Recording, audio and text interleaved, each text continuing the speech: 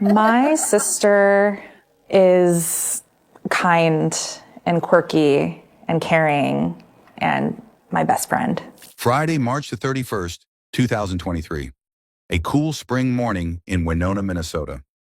The day started like any other for 26-year-old Madeline Kingsbury, a devoted mother, a hardworking professional, and a woman quietly preparing for a new chapter in her life. By 8 a.m., she and her longtime partner, Adam Fravel, dropped off their two young children at daycare. Security cameras captured her dark blue Chrysler Town and country minivan pulling back into the driveway shortly after. And then, she was gone. The Fillmore County community and surrounding areas are coming together to bring her home. When's the last time you heard from her or anything like that? This morning, when I last heard from her. I hugged her behind her and I said, you don't want to end up like that in between them, do you? And I know that was really bad. At 8:20 p.m., the Winona Police Department was called and an investigation was launched. When officers arrived at her home, they found no signs of forced entry, no struggle, no indication that Maddie had left willingly.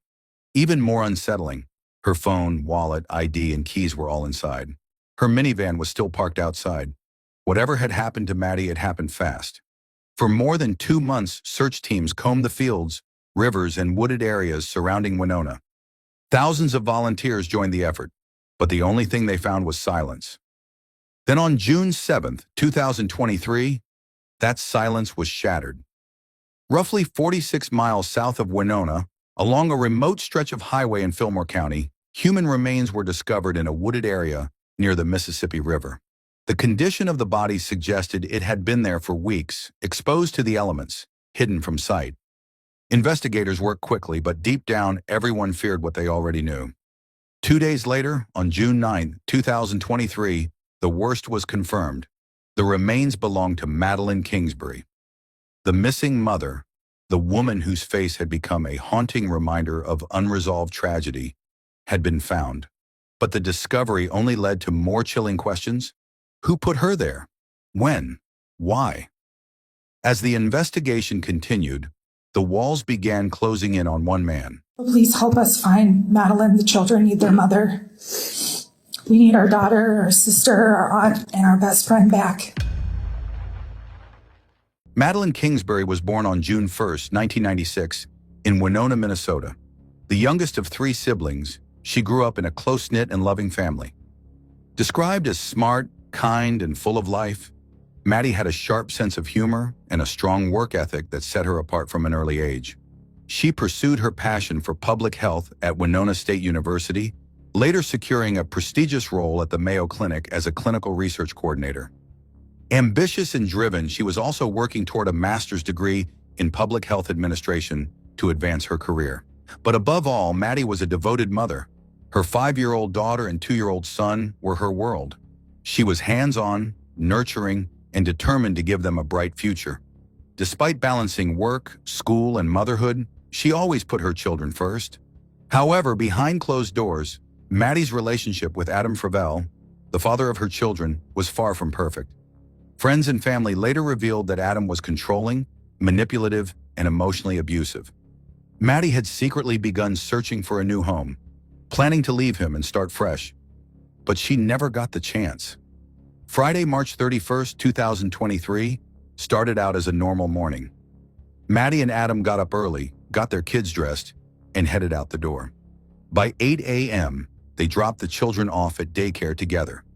Security footage captured them exiting the minivan, Maddie standing beside the vehicle as Adam walked the children inside. At 8:15 a.m., Maddie's phone sent what would be her final text message. It was nothing out of the ordinary, just a routine response. But from that moment on, Maddie's voice would go silent. According to Adam, he and Maddie returned home together.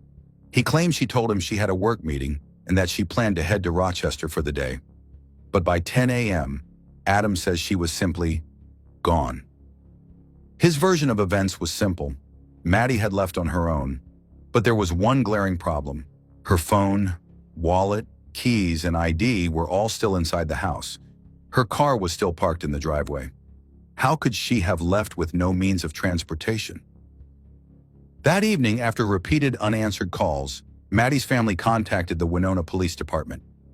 Officers arrived at her home and conducted a welfare check. They knocked. They searched. But there was no sign of Maddie, no sign of where she could have gone. And so the search for Madeline Kingsbury began. I'm sure you're aware of what's all going on. Some people called about Madeline a little concerned, and we're just trying to get an idea of where she might be. Yes. When's the last time you heard from her or anything like that?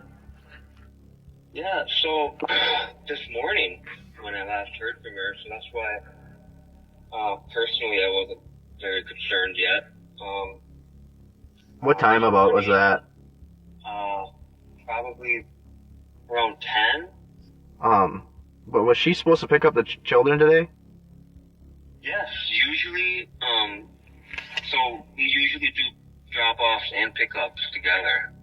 And this morning we both did the drop-off, and I couldn't get any response from her since before 10 or whatever. And I tried calling her. We usually pick up the kids around 4:15, and I tried calling her a bunch of times. I think 3:30 and like 3:45 and 4, and I didn't get any response. So I just picked up the kids myself.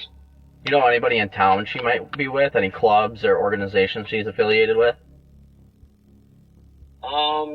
Not clubs or anything.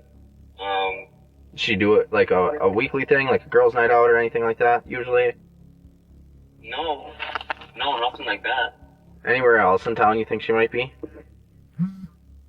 At this time at night, no. Does she ever go to the bars at all? No, we're not drinkers at all.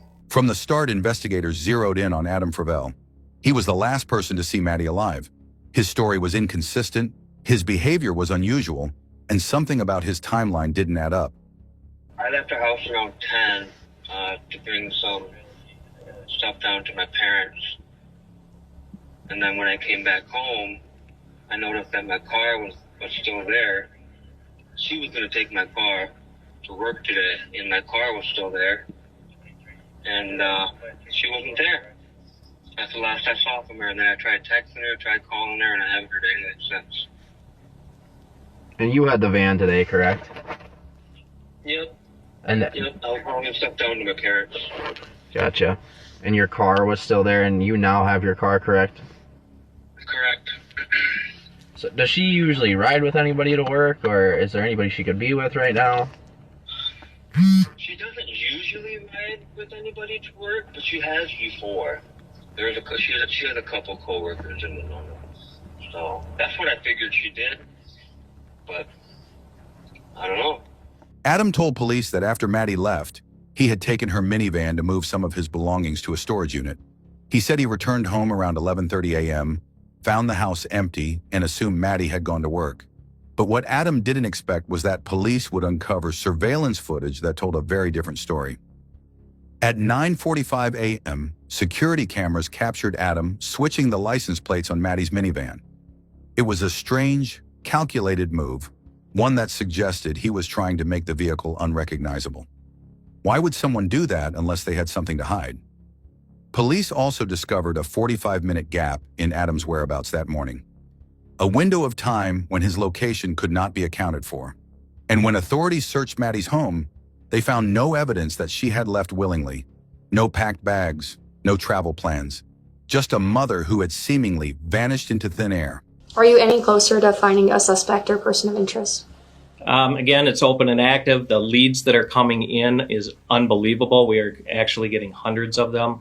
We have a lot of information that we're trying to process right now to help do that. So it continues to be open and active. As the investigation deepened, police began to uncover a history of abuse. Friends and family came forward, revealing that Adam had threatened Maddie before. He had once pinned her down and told her she would end up like Gabby Petito if she didn't listen. Maddie had confided in a friend, texting, "It wasn't funny. That's what sealed it for me." She was afraid of him. The evidence was piling up, but without a body, police couldn't yet make an arrest. All they could do was wait. For more than 2 months, search teams combed through fields, rivers, and wooded areas, hoping to find Maddie. Thousands of volunteers joined the effort, but there was nothing. Then on June 7, 2023, police received a tip. A discovery had been made. Human remains were found near a wooded area in Fillmore County, roughly 46 miles from Maddie's home. The location was strategic, hidden, far from immediate suspicion, but law enforcement had been watching Adam's movements for weeks. They knew this area was familiar to him, and when the forensic results came in, the worst was confirmed. The remains belonged to Madeline Kingsbury. Adam, I'll ask again, do you know where Maddie is? Did you have anything to do with her disappearance? I do not. Okay. I just think you're dealing with a lot here. I think you've been dealing with a lot here. You have a 5-year-old and a 2-year-old together.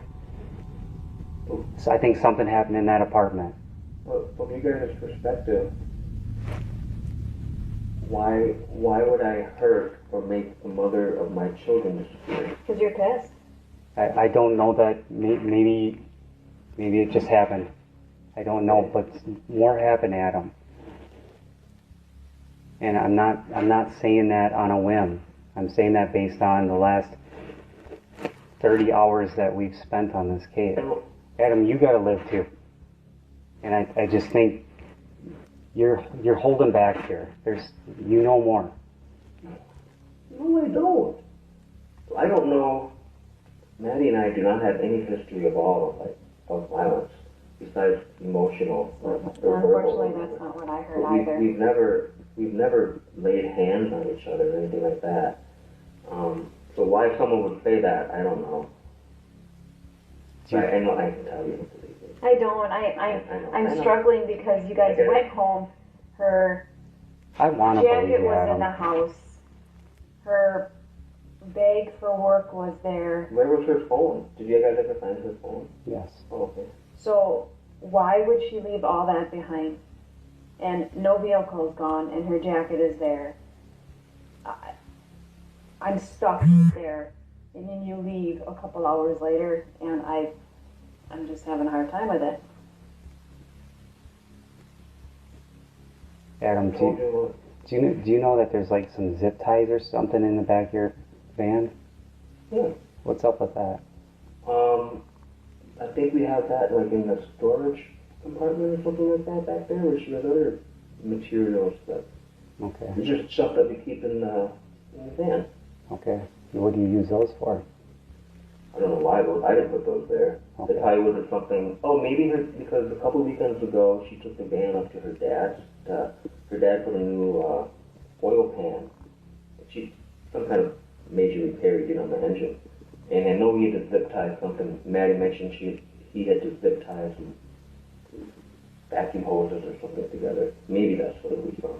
Okay. But I've never personally used Timeline is off, and these text messages where you're kind of suddenly worried about her, they don't make sense, and they almost seem like they're intentional.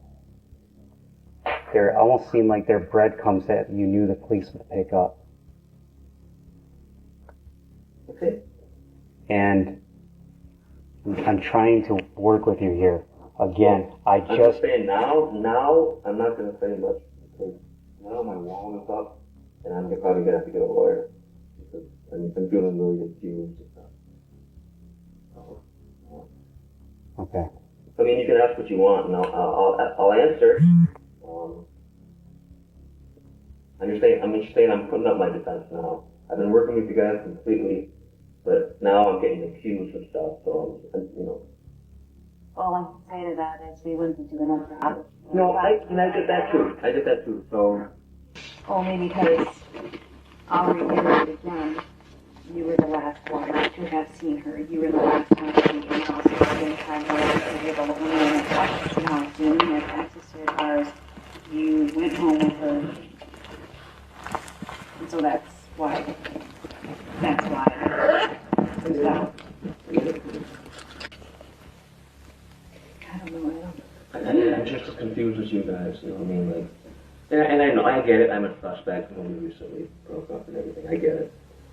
But I'm completely compliant. I mean, right? Yeah, you've been great. You've been cooperative, absolutely. And I appreciate that. Whatever you guys Thank you need. for that. I'm struggling with where she went. I know. You're infatuated with the Gabby Petito story, your own words.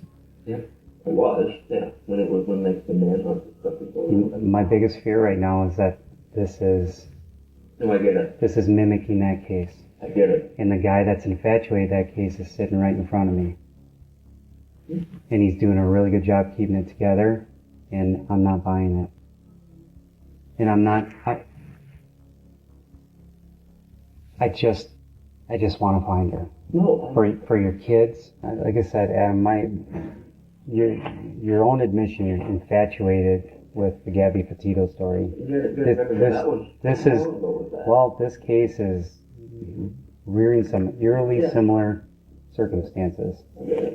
She also said that you made a commentary that if she doesn't listen, that she's going to end up like Gabby Petito. That's what she told several people, and we interviewed those people, and they told us that individually, not having talked with each other. Yeah, I know what you're talking about. So this was a it's gonna come from that. This was when that was going down. When I don't know when this Gabby Petito thing happened again, 2020 or something down there. But I just remember I was infatuated with the case. It was just it was a man like it was just into the news on it. And I can remember it very vividly. I went outside. I think I put trash outside or something. I came back in, and then I came up behind her and I hugged her. And it was so stupid. I was just trying to make a joke, but I hugged her behind her and I said, "You don't want to end up with Gabby Petito, do you?" And I know that was really bad. That was a really stupid joke, but it was honestly just a joke for a moment, and inappropriate. But yeah, this was when that was happening. Nothing like that. No, this is when that case was going on. Were you guys joking around that day? Were you not getting along that day? What was it like that day? No, like I said, it was literally just a joke, and it was just Yeah, it's not a very good joke. I know, and it makes me look bad. I get that.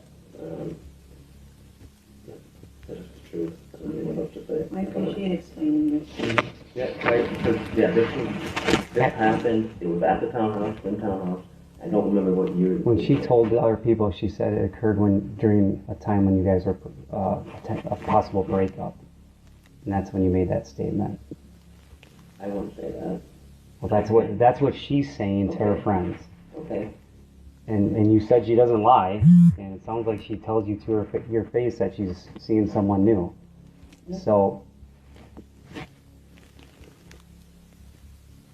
So what?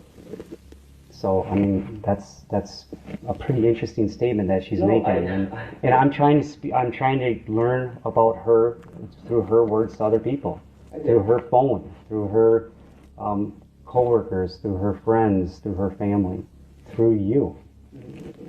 And I can tell you that it appears that this relationship was not going super well, to the point that she's wanting to get out of there as soon as possible. I would agree with the last thing you just said about wanting to get out of there as soon as possible, because if that was the case, it would have happened a while ago. On June 9th, 2023, police moved in. Adam Fravel was arrested and charged with second-degree murder. The man who had tried to deceive investigators, the man who had acted indifferent while Maddie's family searched for her, was now in handcuffs. My sister Madeline, who's been missing since March 31st of this year from Winona, her ex, Adam Fravel, has officially been arrested. Finally, he's been arrested. He is at Winona County Jail right now. And I'm not ready to say a lot right now. We're kind of waiting on some more information right now. But yes, I can confirm he has been arrested. The truth was finally coming to light. With Maddie's remains recovered and the evidence against Adam Fravel mounting, prosecutors moved forward with charges of second-degree murder. The courtroom was tense as the case unfolded, with Maddie's family and friends watching closely, determined to see justice served. Prosecutors painted a chilling picture of Maddie's final hours. They argued that Adam had killed Maddie in a fit of rage, fearing that she was about to leave him. Evidence showed that after the daycare drop-off, Maddie never left the house alive. Instead, Adam used her own minivan to dispose of her body, driving 46 miles to Fillmore County, where she was later found buried in a remote wooded area. The prosecution presented a damning collection of evidence. Adam's contradictory statements, surveillance footage of him switching license plates, and digital forensic data tracking his movements to and from the disposal site. Testimonies from friends and family detailed Adam's violent tendencies and disturbing threats, including the time he pinned Maddie down and told her she would end up like Gabby Petito. In contrast, Adam's defense team struggled to counter the prosecution's overwhelming case. He pleaded not guilty, denying any involvement in Maddie's death. But his lack of cooperation, refusal to assist in the search, and cold, emotionless demeanor in court only further cemented suspicions against him. Throughout the trial, Maddie's family remained steadfast, showing unwavering strength as they listened to the heartbreaking details of her final moments. They were no longer just grieving loved ones, they were advocates for justice. After weeks of testimony, evidence, and deliberation, the verdict was read. Well, that jury coming back a little bit after 11 o'clock today to deliver these verdicts on 4 counts. There's first-degree murder. There's 2 counts of that, and then 2 counts of second-degree murder. In the end, for sentencing, it really only matters about sentencing on the top count here. But, you know, this is something that the prosecution said was very much a case about digital evidence, something you didn't see 10 years ago, 20 years ago. So much about location data and text messages. A lot of the text messages that really illustrated a volatile relationship between Adam Fravel and Maddie Kingsbury. And afterwards, her family and her friends all expressed the importance they feel of the work of using this case to help women who are victims of domestic abuse. The weight of the truth had prevailed, and Adam Fravel was finally held accountable for taking Maddie's life. For Maddie's family, it was a step toward closure, but the pain of losing her would never fade. Madeline Kingsbury's life was stolen far too soon, but her story does not end with her tragic death. She was more than a victim. She was a mother, a daughter, a sister, and a woman with dreams and ambitions. She was loved by many, and her impact on those who knew her will never fade. While her family found some relief in seeing Adam Fravel convicted, their fight is not over. Justice for Maddie is not just about a guilty verdict. It's about making sure no one else suffers the same fate. In the wake of her murder, Maddie's family has become advocates for domestic violence awareness and missing persons cases. They have used their voices to shed light on the warning signs of abusive relationships, urging people to recognize when a loved one may be in danger. When you think of her story of, leaving her kids at the daycare, ready to go to work, a mom who loves her children. It just resonates with everyone. And people want to know what happened to her. They are fighting for better protections for victims of coercive control and intimate partner violence, ensuring that others don't feel as trapped as Maddie did.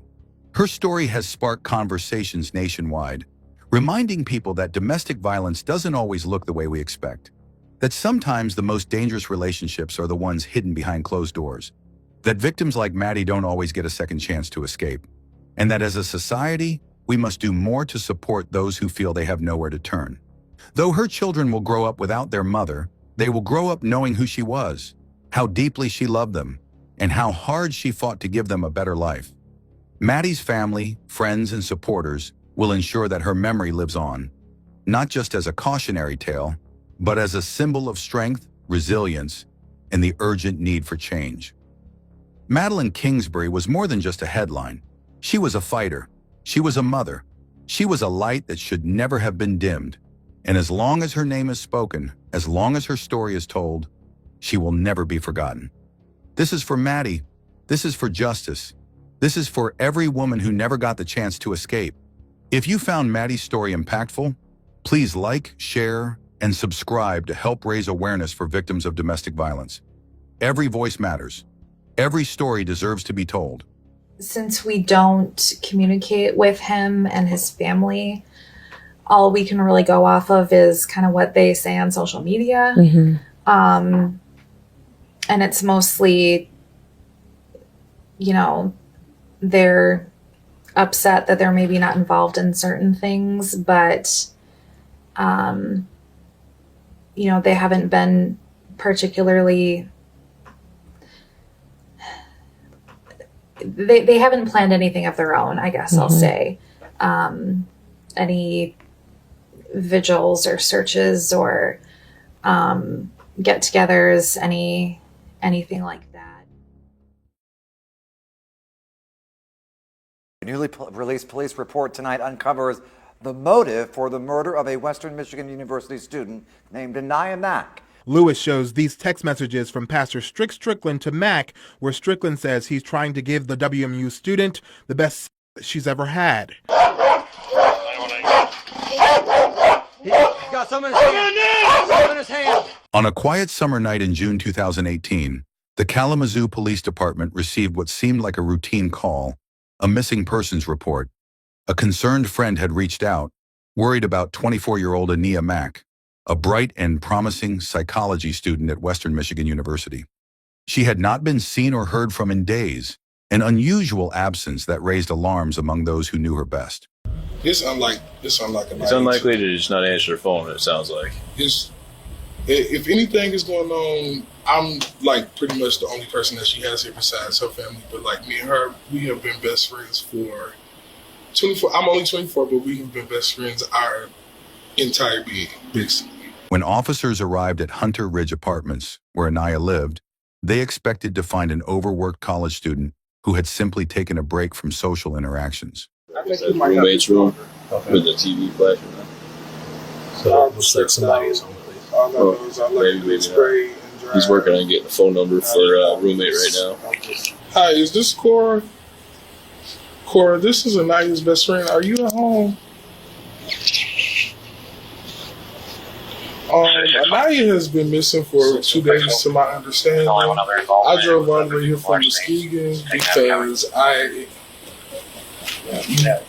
yes, because the police are here as well. Is she up there? She's coming here. Okay, thank you. But as they stepped onto the property, they noticed something strange. Inside the apartment, the unsettling discoveries continued. The bathtub was filled with water, as if someone had started a bath but never taken it. A television was left on, flickering against the walls of an empty apartment. The laundry machine was running, containing men's clothes mixed with household linens. But of Anaya herself, there was no sign.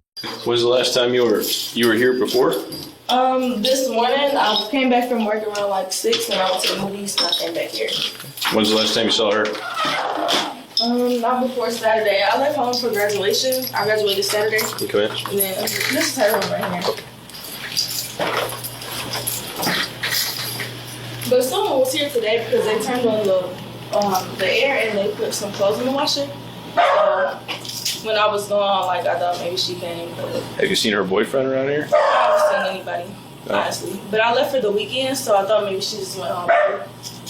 At first glance, there were no clear signs of foul play. But as investigators would soon discover, this was no ordinary disappearance. I think it's just a little fishy. He's the only person we haven't talked to. Yeah, the wife. She's gonna end up calling in the morning. I hope so. Where the hell's she been at though? Both of her cars are here. Boyfriend has no car. Her best friend, her parents, her god sister, her pastor. She's been at work. And from what other people have said, has the boyfriend been around her the last couple of days? Well, he claims he hasn't seen her since Sunday either. What about talking with her? Yeah, I need to get that from him. Anaya Mack was the kind of person who lit up every room she entered. With an infectious laugh, a sharp mind, and a compassionate heart, she had spent her entire life striving for excellence.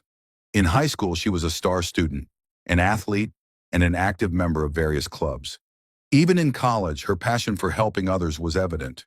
She worked at Great Lakes Alternative Research Center, assisting children with autism. Her personal life was just as full.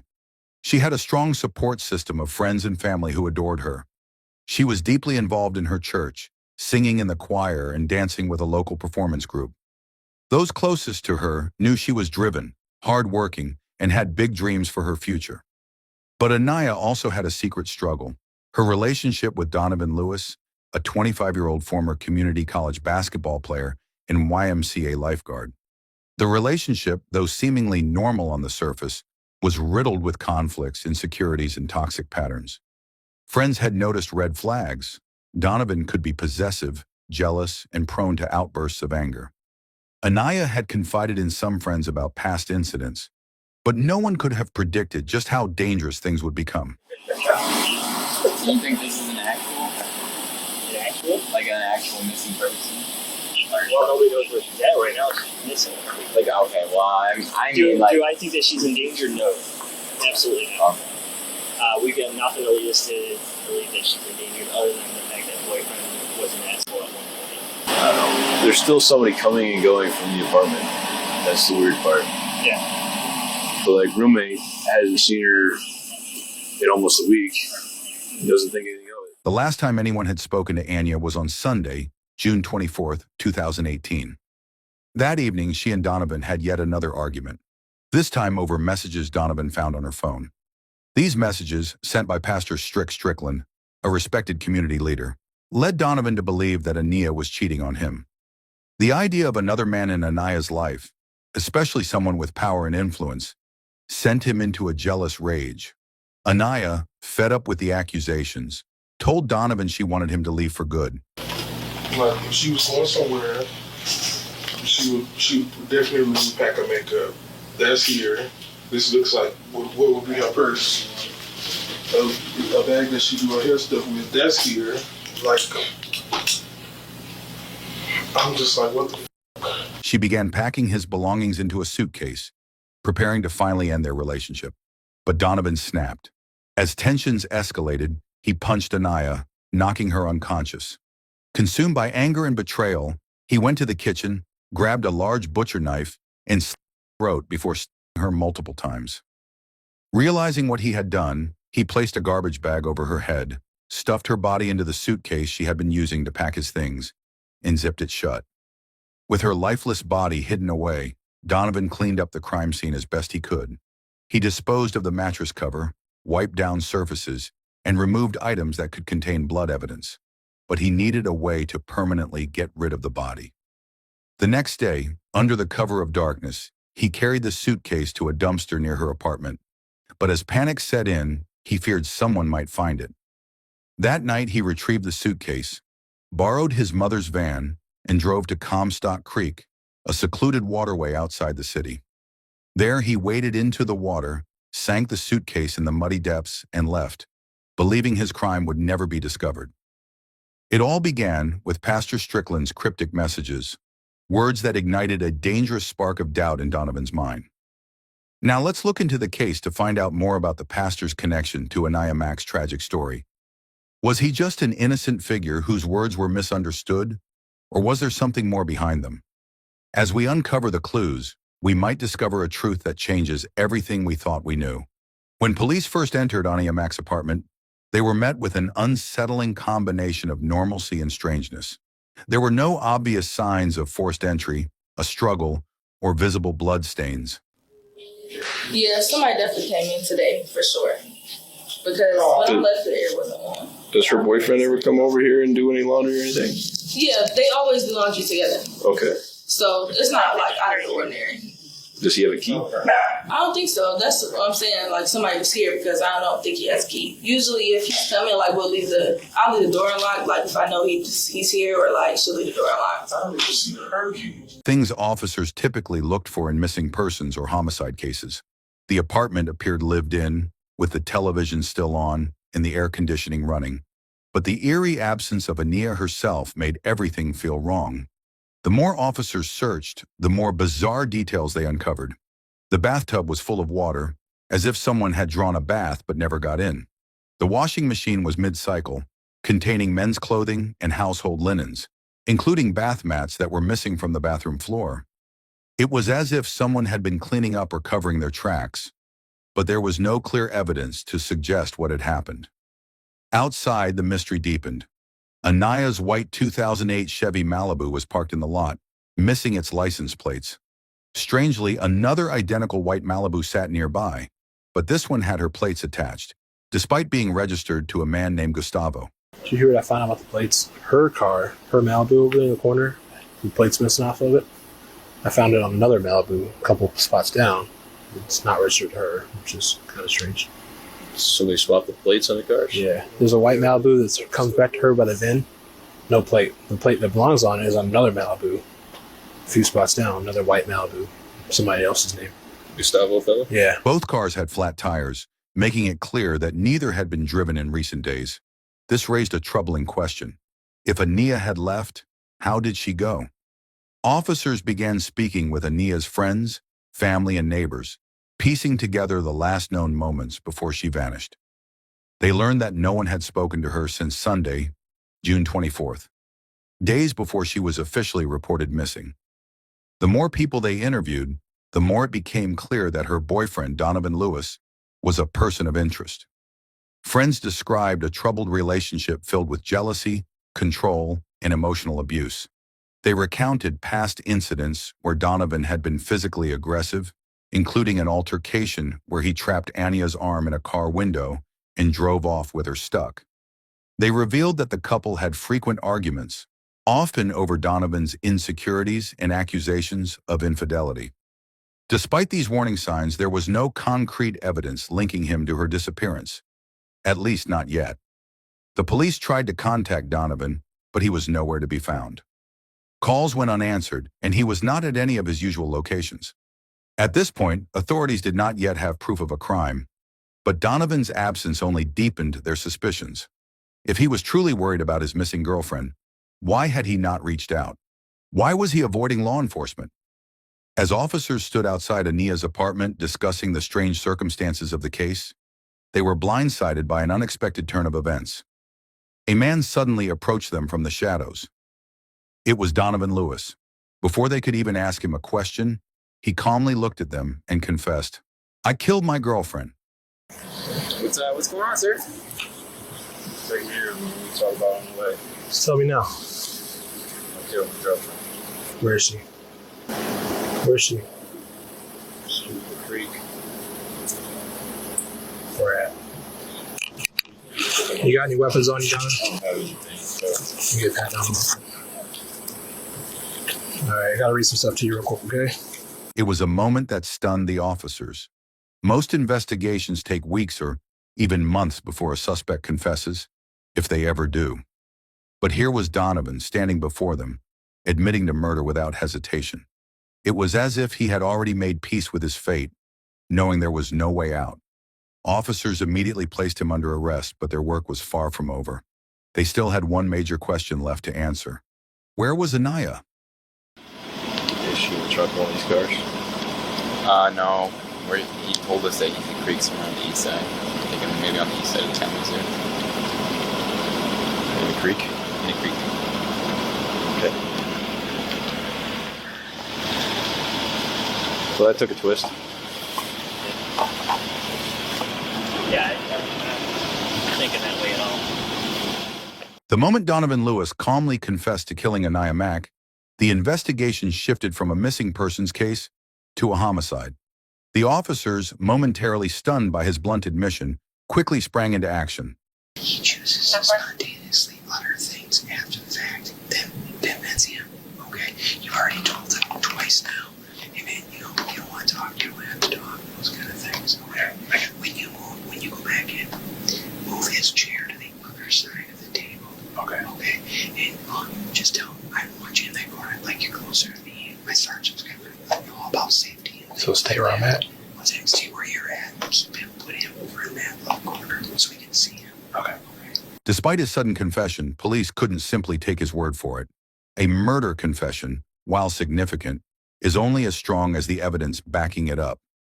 They needed to know where Ania's body was, how he killed her, and whether he was telling the whole truth. What's been going on? Just had a rough week last week. The car had to pass too long. That tire went flat. Oh, is that what happened? It was a slow leak, so we were filling in, and then on Sunday, when we were on my family lighthouse, she wanted to go to church. She went outside, and the front tire was flat. Think somebody's doing it? Or you think the car's just old and the tires are bad, or what? I don't know. Whatever she got going on with the pastor. Oh. And when she got the car, she told me the mechanic came to pick her up, and she told me, you know, she got a new car, we got a loaner car from the church. And recently she told me, after I kind of gave her, I told her I want to have a sit down with her, because he ended up picking her up and apparently threatened her. The pastor threatened her? Over the car, or why? Because she was using them. She told him she would tell. And he said, you can't do this to me. How was he using her? Like they had a relationship or something going on, you mean? I went to her phone. Who's her pastor? What church does she go to? Second Baptist, right there by the bus station. Okay. Pastor Stu. And I went to her phone. She tussled with me about her phone. You know, she died on her phone. Kind of got in like a fetal position with all her knees in her hands and saw that I was a pastor and saw what he said. And, you know, she kind of just gave up. And gave her the phone. And all the time she laughed. Grinning. When she gave me the phone, she was grinning and laughing. Because you know, okay, if I do make that accusation, she could have that reaction that she had. Donovan, however, seemed oddly cooperative. He didn't ask for a lawyer, nor did he hesitate to answer their questions. He described in detail how he had stuffed her into a suitcase, transported her in his mother's van, and sank her body in the muddy depths of the creek. Despite his admission, investigators weren't willing to take everything at face value. It was possible that he was hiding key details or leaving out elements of the crime. They also needed physical evidence to support his claims. The next step was clear: recovering Anaya's body and verifying every part of Donovan's story. It's a little bit sloped right there. Now, Donovan, did you have her on this side of the guardrail first? In a suitcase, or did you bring her all the way down here? All the way down. All the way down here? Okay, so you wheel her in the suitcase all the way down here? Okay. And you park back up by where the SUV is? And how do you where the white truck is? 10 feet that way. And how do you get her in the water? You just threw her in the suitcase into the water. Okay, and this is the right spot? Okay, where do you want these guys to go? Straight. Straight down? Switch sides. The sun's not in my Sure, no problem. We're on camera, guys. Here we. Yeah, we're on camera. Suitcase. Evidence. All right. Would you want to get it closer? Have you guys open confirm already? Yeah. Which way turn around? I think all the way out, and then probably hand the rope back to someone in the back. Yep. I'll tie you off. All right. The first major breakthrough came when police followed Donovan's directions to Comstock Creek. A specialized search and recovery team, equipped with boats, sonar technology, and divers, combed the area. Hours passed before they finally located a large, heavy suitcase submerged in the water, weighed down by mud and debris. Inside, they found Ania's lifeless body, just as Donovan had described. The discovery was heartbreaking, but critical. It meant they had irrefutable proof of the crime. Forensic pathologists conducted a thorough autopsy, which revealed multiple stab wounds and a deep slash across her throat, confirming homicide as the cause of death. The examination also contradicted some of Donovan's claims. While he insisted that he had attacked her in a moment of rage, the injuries suggested a prolonged, violent struggle. Some of the wounds were defensive, meaning Anaya had fought for her life. This evidence undermined any attempt at a self-defense claim and painted a picture of a premeditated killing. As the prosecution prepared for trial, a disturbing subplot emerged. Investigators uncovered that Donovan had made previous attempts to cover up the crime, including cleaning Aniah's apartment, disposing of evidence, and misleading her friends about her whereabouts. He had even tried to maintain the illusion that Aniah was still alive. In the days after her murder, he had used her phone to send messages to friends and family, possibly to buy himself time before suspicion fell on him. These details shattered any argument that this was a crime of passion committed in the heat of the moment. Hello, I'm looking to speak with Pastor Strickland. This is he. Hi there, this is Sergeant Charles Trepa, Kalamazoo Public Safety. How you doing today? I'm doing great. How about you, sir? Not too bad, sir. I got a voicemail message from Chief Boyce and saying that you had some questions about an automobile. Yes, sir. One of the automobiles that was taken related to the Aniah Mack murder. Yes, sir. One of those vehicles belonged to my wife. Okay. And we are trying to recover it. However, the story took another shocking turn when Pastor Strickland, the man whose messages had sparked Donovan's jealous rage, was exposed for unrelated criminal activity. Months after Anya's murder, law enforcement uncovered disturbing allegations against him, revealing that he had been involved in crimes involving minors within his congregation. While he was never directly implicated in Aniah's case, the discovery of his crimes added another layer of betrayal to an already devastating story. A man who was supposed to be a leader in the community had been abusing his position of power for his own selfish, immoral desires. Strickland was later arrested and pleaded guilty in 2023 to charges related to and the exploitation of minors. He was sentenced to 1 year in prison, a sentence that many viewed as far too lenient given the nature of his crimes. His downfall, though separate from Anya's murder, only deepened the tragedy surrounding the case, one that seemed to expose corruption, betrayal, and the hidden darkness lurking beneath the surface of seemingly normal lives. We have video of the ending of a manhunt for a suspected murderer who escaped from the Kalamazoo County Jail. His name's Donovan Lewis. He's now back in custody. He's charged with open murder in the June death of Aniah Mack. The two had been dating. He told police that he was jealous of her relationship with a local high-profile pastor. Police say that's why he killed her and then put her body in a suitcase. While awaiting trial in Kalamazoo County Jail, Donovan shocked authorities once again by orchestrating a daring escape attempt. During recreational time, he took advantage of a brief lapse in security, scaling 2 15-foot fences topped with razor wire.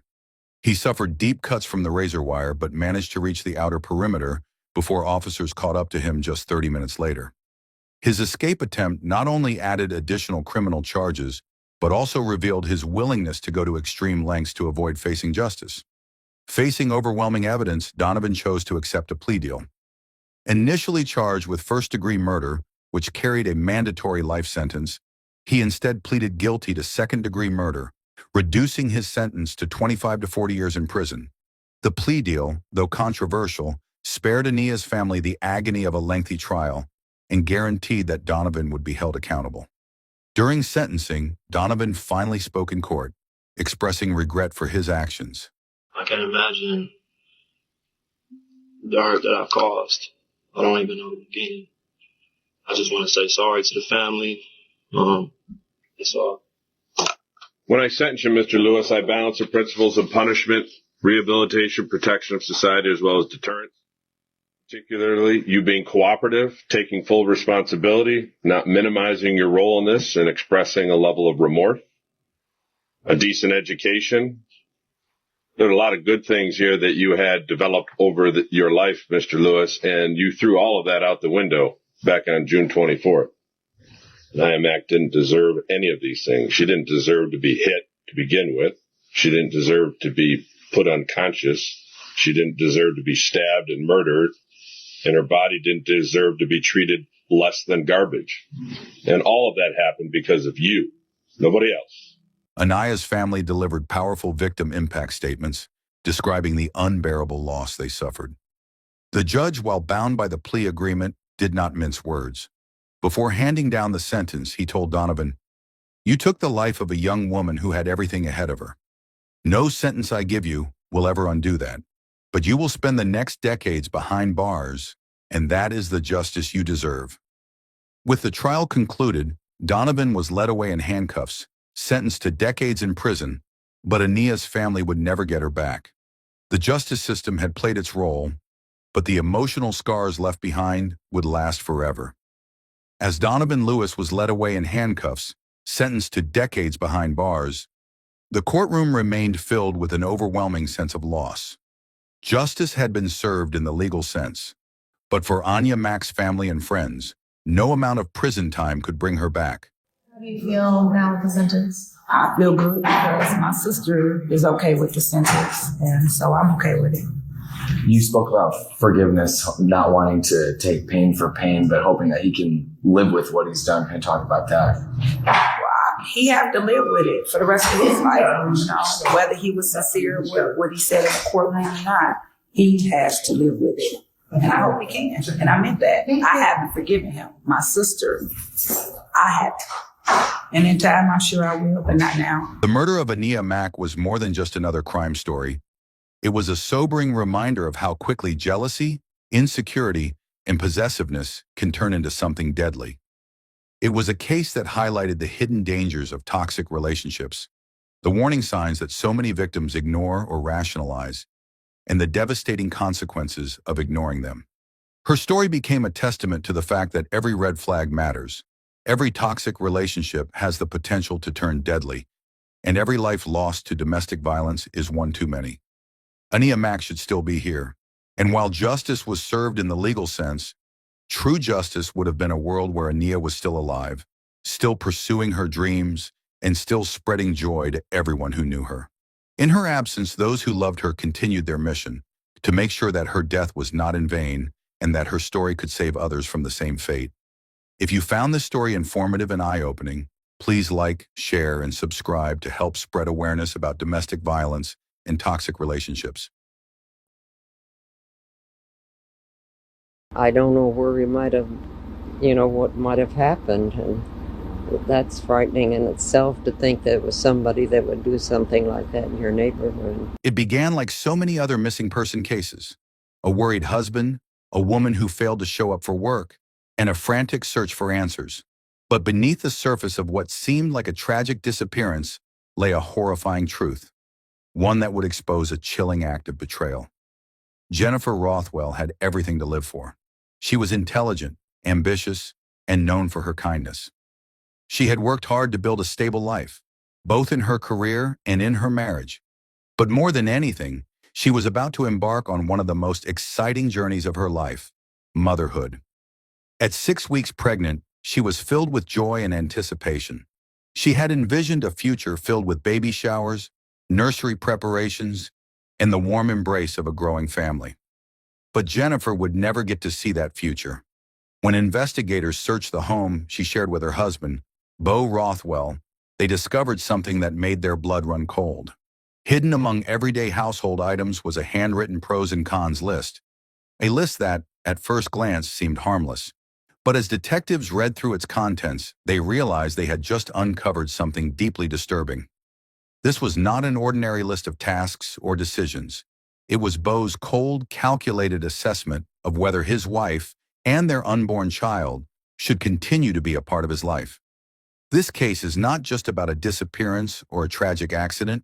It is about a chilling deception, a husband who hid his darkest intentions behind a mask of normalcy, and a betrayal so heinous that it shattered an entire family. This is the tragic case of Jennifer Rothwell. Born on November 20th, 1990 in Overland Park, Kansas, Jennifer Rothwell grew up in a loving and supportive family. She was raised by her parents, Robin and Mark von Hausen, alongside her siblings, William and Marissa. Jennifer was the type of person who left a lasting impact on everyone she met. Described as kind, intelligent, and full of life, she had an infectious energy that made her easy to be around.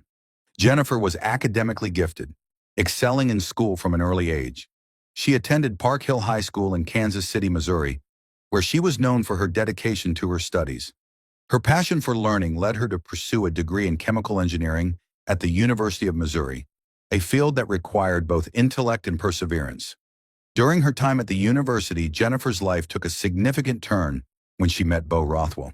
They were both chemical engineering students and were initially paired as lab partners in 2013. What started as an academic collaboration soon blossomed into a romantic relationship. Their bond grew quickly, and within 2 years, Bo proposed. Jennifer, deeply in love, accepted without hesitation. On September 26, 2015, Jennifer and Bo were married in what seemed like the beginning of a perfect life together.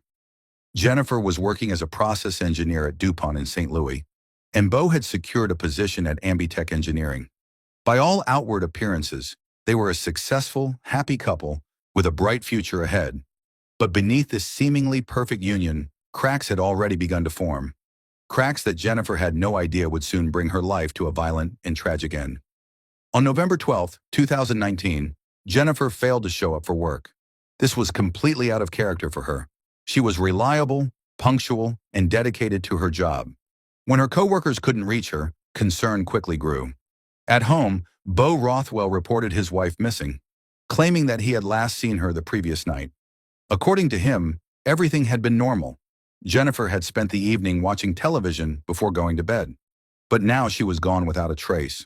Bo insisted that he had no idea what had happened to her. Later that day, authorities discovered Jennifer's car abandoned a few miles away. Her phone was still inside, but Jennifer was nowhere to be found. This discovery raised immediate red flags. Jennifer, who was pregnant and always cautious, would not have willingly left her phone behind. And if she had left voluntarily, why hadn't she taken her car? While Bo went on social media, posting emotional pleas for Jennifer's safe return, investigators began analyzing his behavior. Something didn't sit right. His reactions seemed rehearsed. His concern felt forced. And when detectives requested permission to search his home, Bo refused and immediately hired a lawyer, a move that sent alarm bells ringing. With a search warrant in hand, detectives entered the Rothwell home, and what they found inside was nothing short of horrifying. In the basement, the carpet was soaked with bleach. The smell was overwhelming, almost suffocating. A fan was blowing at full speed, aimed directly at a section of the floor, as if someone had been desperately trying to dry something. The windows were wide open, despite the freezing temperatures outside. But the most chilling discovery was a large hole in the basement wall, as if something or someone had been violently smashed against it. Forensic testing revealed what detectives had already suspected. The stains on the basement carpet were blood. DNA tests later confirmed that it belonged to Jennifer. At that moment, the case shifted from a missing person investigation to something far more sinister. The most damning evidence, however, was a handwritten note found among Bo's belongings. It was a pros and cons list, a chilling analysis of whether he should leave Jennifer. Among the pros were things like a fresh start, better intimacy, and more respect. On the cons list, he had written disappointing family, financial strain, and having to move. Jennifer herself was nowhere on the list. As investigators pieced together the final days of Jennifer Rothwell's life, they uncovered a devastating truth. Bo had been living a double life. While Jennifer believed she was in a loving and committed marriage, Bo had been carrying on a secret affair. Phone records, deleted text messages, and online activity revealed that Bo had been involved with another woman for a significant period. Although the identity of his mistress was never publicly disclosed, their conversations made one thing clear. This was not just a meaningless fling. Their relationship was deep, ongoing, and full of discussions about a future together, one that did not include Jennifer. When Jennifer discovered she was pregnant in 2019, she was overjoyed. Having struggled with endometriosis, she and Bo had faced difficulties conceiving, and this pregnancy was something she had longed for. But for Bo, the news did not bring happiness. It sent him into a spiral of panic and resentment. Instead of sharing in his wife's excitement, he turned to his mistress, confiding in her about his distress. In one of their text exchanges, he expressed regret, frustration, and desperation over the pregnancy. Writing, "I feel trapped. Jennifer took a pregnancy test and it came back positive. Believe me, this is not what I want." His words lacked any trace of joy or support, and instead, they revealed the cold reality that Jennifer had no idea she was facing. Her own husband did not want the child she was carrying. Bo didn't just express disappointment, he began planning. In a shocking exchange with his mistress, he laid out 3 possible solutions to his situation. First, he could end the affair and stay with Jennifer, pretending as if nothing had happened. Second, he could confess to Jennifer about the affair and seek a divorce. And then there was the third option, wait and see if something happens to the pregnancy. The vagueness of that last statement was chilling. It suggested that Bo was hoping for a miscarriage, or even more disturbingly, was already contemplating a darker, more permanent solution.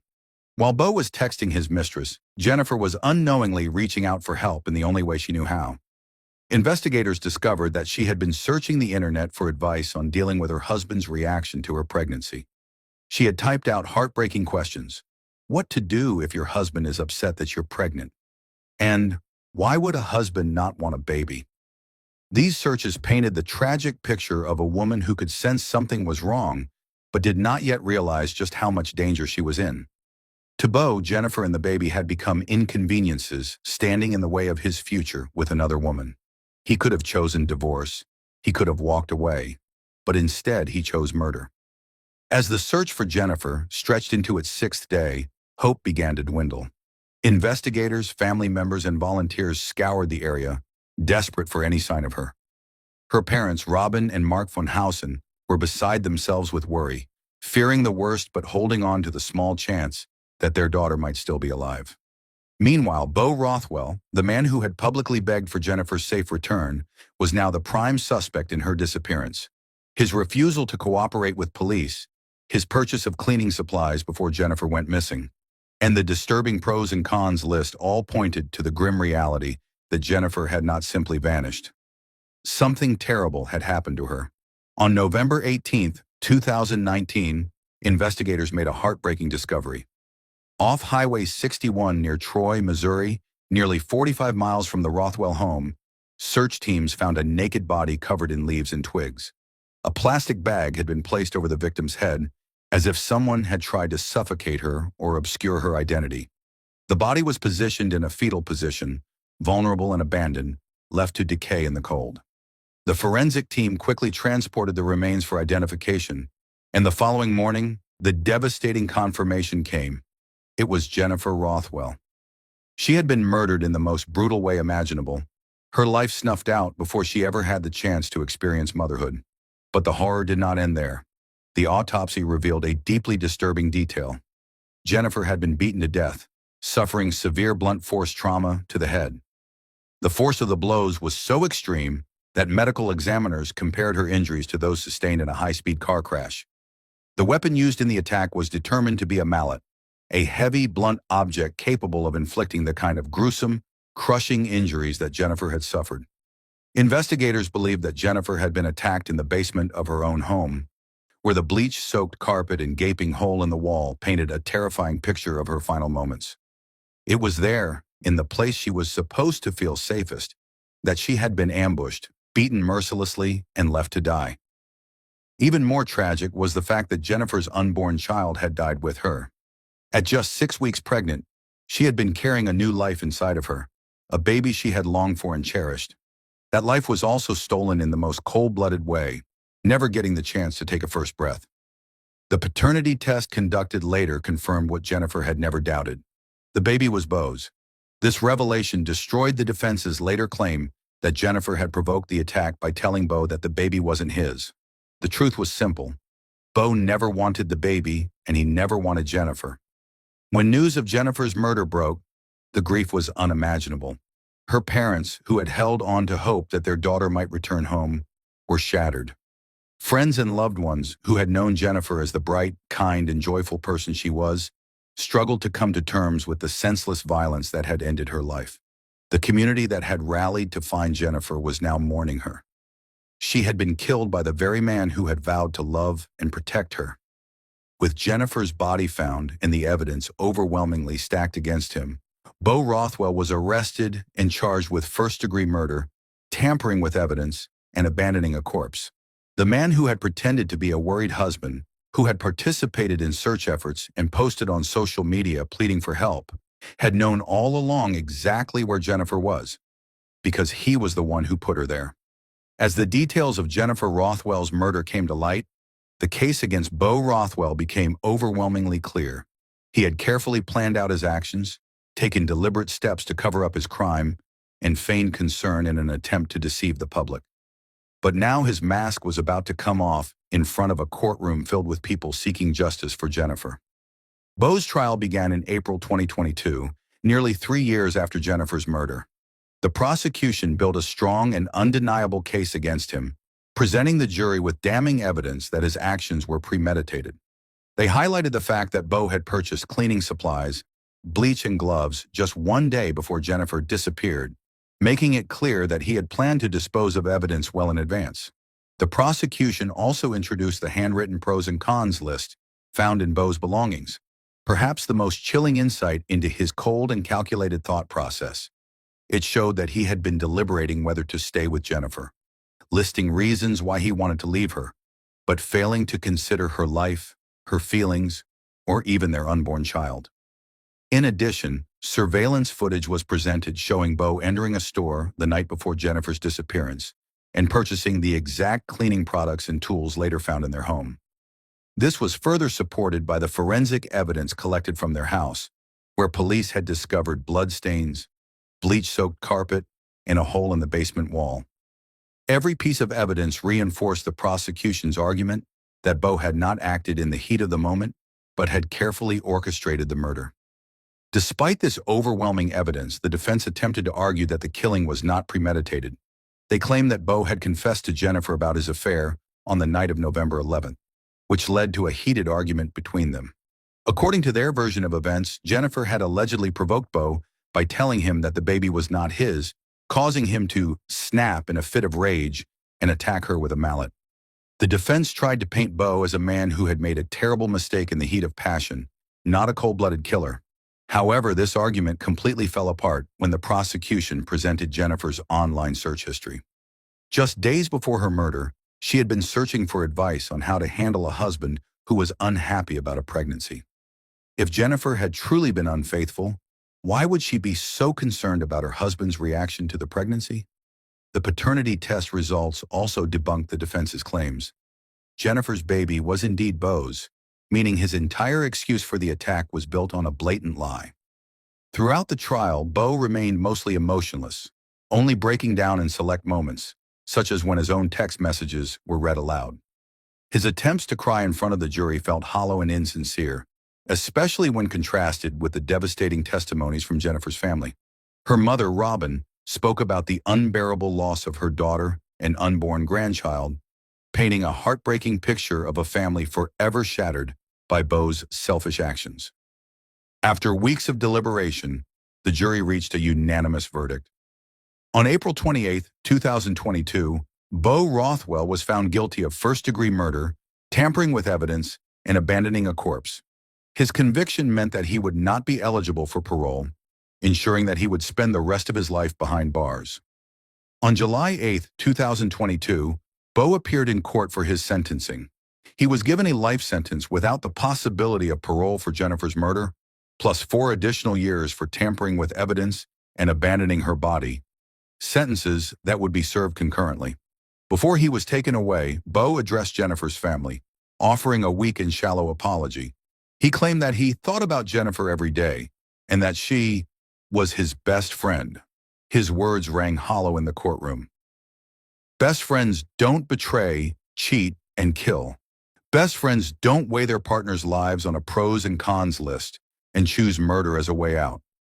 Jennifer's family remained strong, but their grief was immeasurable. Her mother, Robin, later stated, "We thought we would have more than 28 years with her.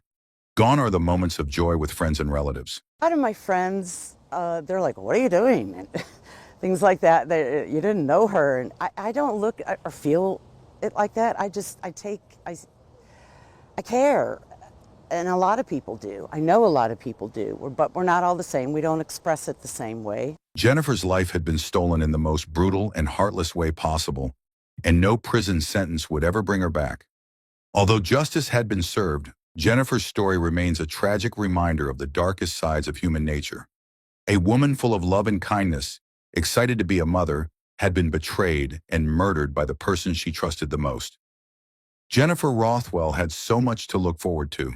She had spent years building a life she was proud of, excelling in her career, fostering deep relationships with friends and family, and nurturing the love she thought would last forever. At 28 years old, she was about to embark on one of life's most beautiful journeys: motherhood. She had dreamed of holding her baby in her arms, of building a future filled with love, laughter, and family. But in a single moment of cruelty, all of that was stolen from her. She had no idea that the man she had chosen to spend her life with, the man she trusted, the man she loved, was capable of such betrayal. While she was excitedly planning for their child's future, Bo Rothwell was calculating how to erase her from his own. Jennifer's pregnancy should have been a moment of joy, a time for celebration, but instead, it became the very thing that sealed her fate. Her murder was brutal, senseless, and unforgivable. She was attacked in the home she had built with her husband, in a place she should have been safe. She wasn't given a chance to fight, to run, to plead for her life. Instead, she was beaten so violently that forensic experts compared her injuries to those of a high-speed car accident. She had suffered at the hands of someone who was supposed to protect her. Her unborn child, whose life had just begun, never got the chance to take a first breath, to feel the warmth of a mother's embrace, to grow up in the world Jennifer had dreamed of creating. In an instant, 2 innocent lives were extinguished, not because of an accident, not because of a tragic twist of fate, but because of selfishness, cruelty, and a complete lack of remorse. For Jennifer's parents, the pain of losing their daughter is something they will carry for the rest of their lives. They were robbed of seeing her grow old, of watching her experience the joys of motherhood, of hearing her laugh, of celebrating holidays and milestones together. No parent should ever have to bury their child, let alone in such a violent and heart-wrenching way. Her mother, Robin, later expressed the family's devastation in a statement. "We thought we would have more than 28 years with her. Gone are the moments of joy with friends and relatives." Jennifer's story is not just about one tragic murder. It is about the horrific reality that sometimes the greatest danger comes from the ones we trust the most. It is about the warning signs that go unnoticed, the secret lives people hide behind smiles, and the unimaginable betrayal that can come from the closest of relationships. This case serves as a chilling reminder that true evil does not always appear in the form of a stranger in the night. Sometimes it sleeps beside you. May Jennifer and her unborn baby rest in peace. May her story continue to remind us to protect, believe, and support those who may be in danger, even when the threat is the one standing closest to them. If you found Jennifer's story heartbreaking and important, please consider liking this video to help spread awareness about domestic violence and the dangers that often go unnoticed. Every interaction helps ensure that more people hear Jennifer's story, keeping her memory alive and preventing tragedies like this from happening again. If you haven't already, subscribe to the channel for more in-depth true crime cases that bring justice and awareness to victims who deserve to be remembered. Turn on the notification bell so you never miss an update, and join our community in advocating for truth, justice, and safety for all. Your support helps keep stories like Jennifer's alive, ensuring that victims are never forgotten, that their stories are told, and that justice is always pursued. Thank you for watching, for remembering Jennifer, and for standing up for those who no longer have a voice. Until next time, stay safe. And headstrong even as a kid, so my mom had her work cut out. And because was never an answer. She'd tell you, that's not an answer, Mom. Why? Because I wanted to know why. And because I said so, that's not an answer. Ashley Wallace's life was nearly stolen by the one person she should have been able to trust the most, her own mother. At first, we really didn't like him. Imagine being poisoned by the woman who once held you as a child, only to survive, and then discover that your mother might have been responsible for your father's death as well. He was my best friend. Me and her could just sit out and have hour-long conversations, about anything. Everything and anything. Was it a desperate act of survival or something much darker? Stay with us as we unravel the sinister events that tore this family apart and the question that still remains. I was there for a half hour with him by myself, not knowing that if I had known what I know now, he wouldn't be... I could have helped him. How could a mother try to kill her own child? Born Stacy Daniels on July 24, 1967 in Clay, New York, she grew up with her parents, Jerry Daniels and Judy Eaton. At 17, she met Michael Wallace, the man who would become her first husband. They tied the knot in 1990, and together they had 2 daughters, Ashley, born in 1988, and Bree, born in 1991. While Castor worked as an ambulance dispatcher, Wallace worked nights as a mechanic. Though their lives were busy, they struggled financially and their relationship slowly unraveled. One of the key issues was Wallace's close bond with Bree, the younger daughter. Stacy made up for that by becoming extra close to Ashley, her eldest, who she treated more like a best friend than a daughter. Despite the bonds with their children, their marriage began to show cracks. Rumors of infidelity on both sides only deepened the divide between them. People who knew Stacy thought she adored Michael. She described him as the life of the party, someone always willing to help others. Yet, according to Stacy, their marriage was strained because of Wallace's battle with drugs and alcohol, which haunted him for years. Their work schedules also kept them apart, with Stacy working days and Michael working nights. But beneath the surface of this struggling marriage, something far darker was brewing, setting the stage for a chilling series of events that would shock everyone. On January 11, 2000, Stacy Castor's first husband, Michael Wallace, passed away under strange circumstances. A former friend of Stacy had mentioned that she had been considering divorce around the time Wallace fell ill in the winter of 1999. Wallace sought medical help, and doctors suggested he might have an inner ear disorder. However, a few weeks later, he was found unresponsive on the couch at home and was declared dead at the hospital. I'm home, and I called my mom to tell her that I was home, and he was laying on the couch. I got off the phone with her, and I turned the TV on. I remember him making this funny noise. He put his arm up, then he put his arm back down, and that was the last time that he moved. I left to go get my sister, and I got home, and when I got home, Stacy had just got home too because she was going to take my dad to the doctor's.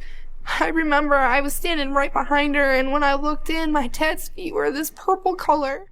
Some believed an autopsy should have been conducted on a seemingly healthy man who suddenly died. However, when doctors told Stacy that it appeared to be a heart attack, she accepted that explanation without question. After Wallace's death at just 38 years old, Stacy collected a life insurance payout of $55,000. A few years later, on August 16, 2003, Stacy married her second husband, David Castor, whom she had met through her boss in 2001. David, a man dedicated to his work and passionate about outdoor activities like snowmobiling and four-wheeling, became a source of strength and stability for Stacy. She described him as supportive and reliable, qualities she valued in him. Both David and Stacy brought children from their previous marriages into the relationship. David had an adult son, David Jr., while Stacy had her 2 daughters, Ashley and Bree. However, her daughters weren't pleased with their mother's new marriage. They felt uneasy about the idea of someone taking their father's place, and the dynamic between David and Stacy's children was tense. David was strict and expected them to follow his rules without question, but being Stacy's children, they often resisted his authority. This created a difficult atmosphere within the newly blended family, laying the groundwork for more trouble ahead.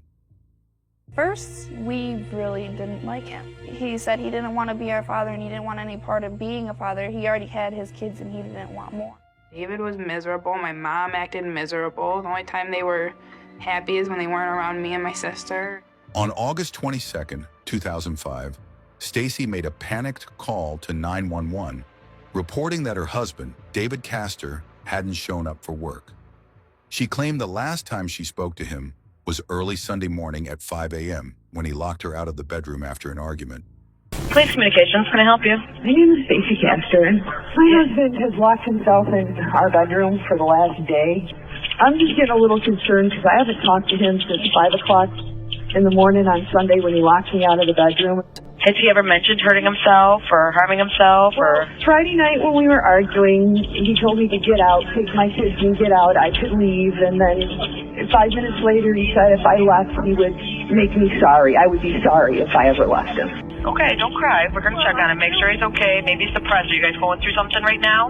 Well, his father died a month ago, and he's been kind of weird acting the last month. According to Stacy, David had gotten upset, taken a bottle of Southern Comfort, and locked himself in the bedroom, refusing to come out. She assumed he had been drinking heavily and was simply sleeping it off. She even told her friend, Danny Coleman, that when she pressed her ear to the door, she could hear him breathing. When police arrived and forced open the bedroom door, they found David Castor dead from what appeared to be a self-murder. On the nightstand, they discovered 2 glasses, one containing antifreeze. Beneath the bed, they found an open bottle of antifreeze. In the kitchen, a turkey baster with the smell of alcohol was found in the trash, raising suspicions about what had really happened. Stacy told detectives that David had been struggling with depression due to the recent loss of his father, and suggested that his heavy drinking and apparent self-murder were connected to his grief. However, those who knew David, including his ex-wife, Janice Poisson Farmer, did not believe he would take his own life. Detective Dominic Spinelli remained unconvinced by the self-destruction theory and launched a 2-year investigation. He found that David's will left everything to Stacy and her 2 daughters, with nothing going to his own son, David Jr., which raised more questions. Spinelli also noticed similarities between David's death and the sudden passing of Stacy's first husband, Michael Wallace. Further digging revealed that Wallace had no serious health issues, apart from a hernia. With rising suspicions that both men were poisoned with antifreeze, known for its painful and lethal effects, investigators decided to exhume Wallace's body to check for the signature crystals in his organs that were caused by antifreeze poisoning. On September 5, 2007, Michael Wallace's body was exhumed to uncover the truth behind his sudden death. The autopsy results were chilling. Sergeant Michael Norton of the Onondaga County Sheriff's Office recalled the medical examiner telling him that Wallace was loaded with crystals, a clear sign of antifreeze poisoning.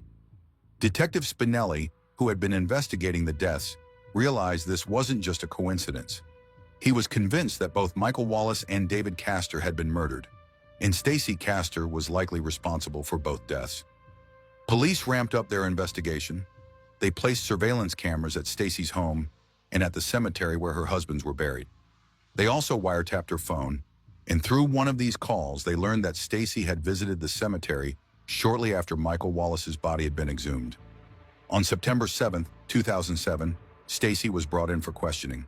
During the interview, she made a suspicious slip-up. Detective Spinelli asked her which glass she had used to pour cranberry juice for her husband.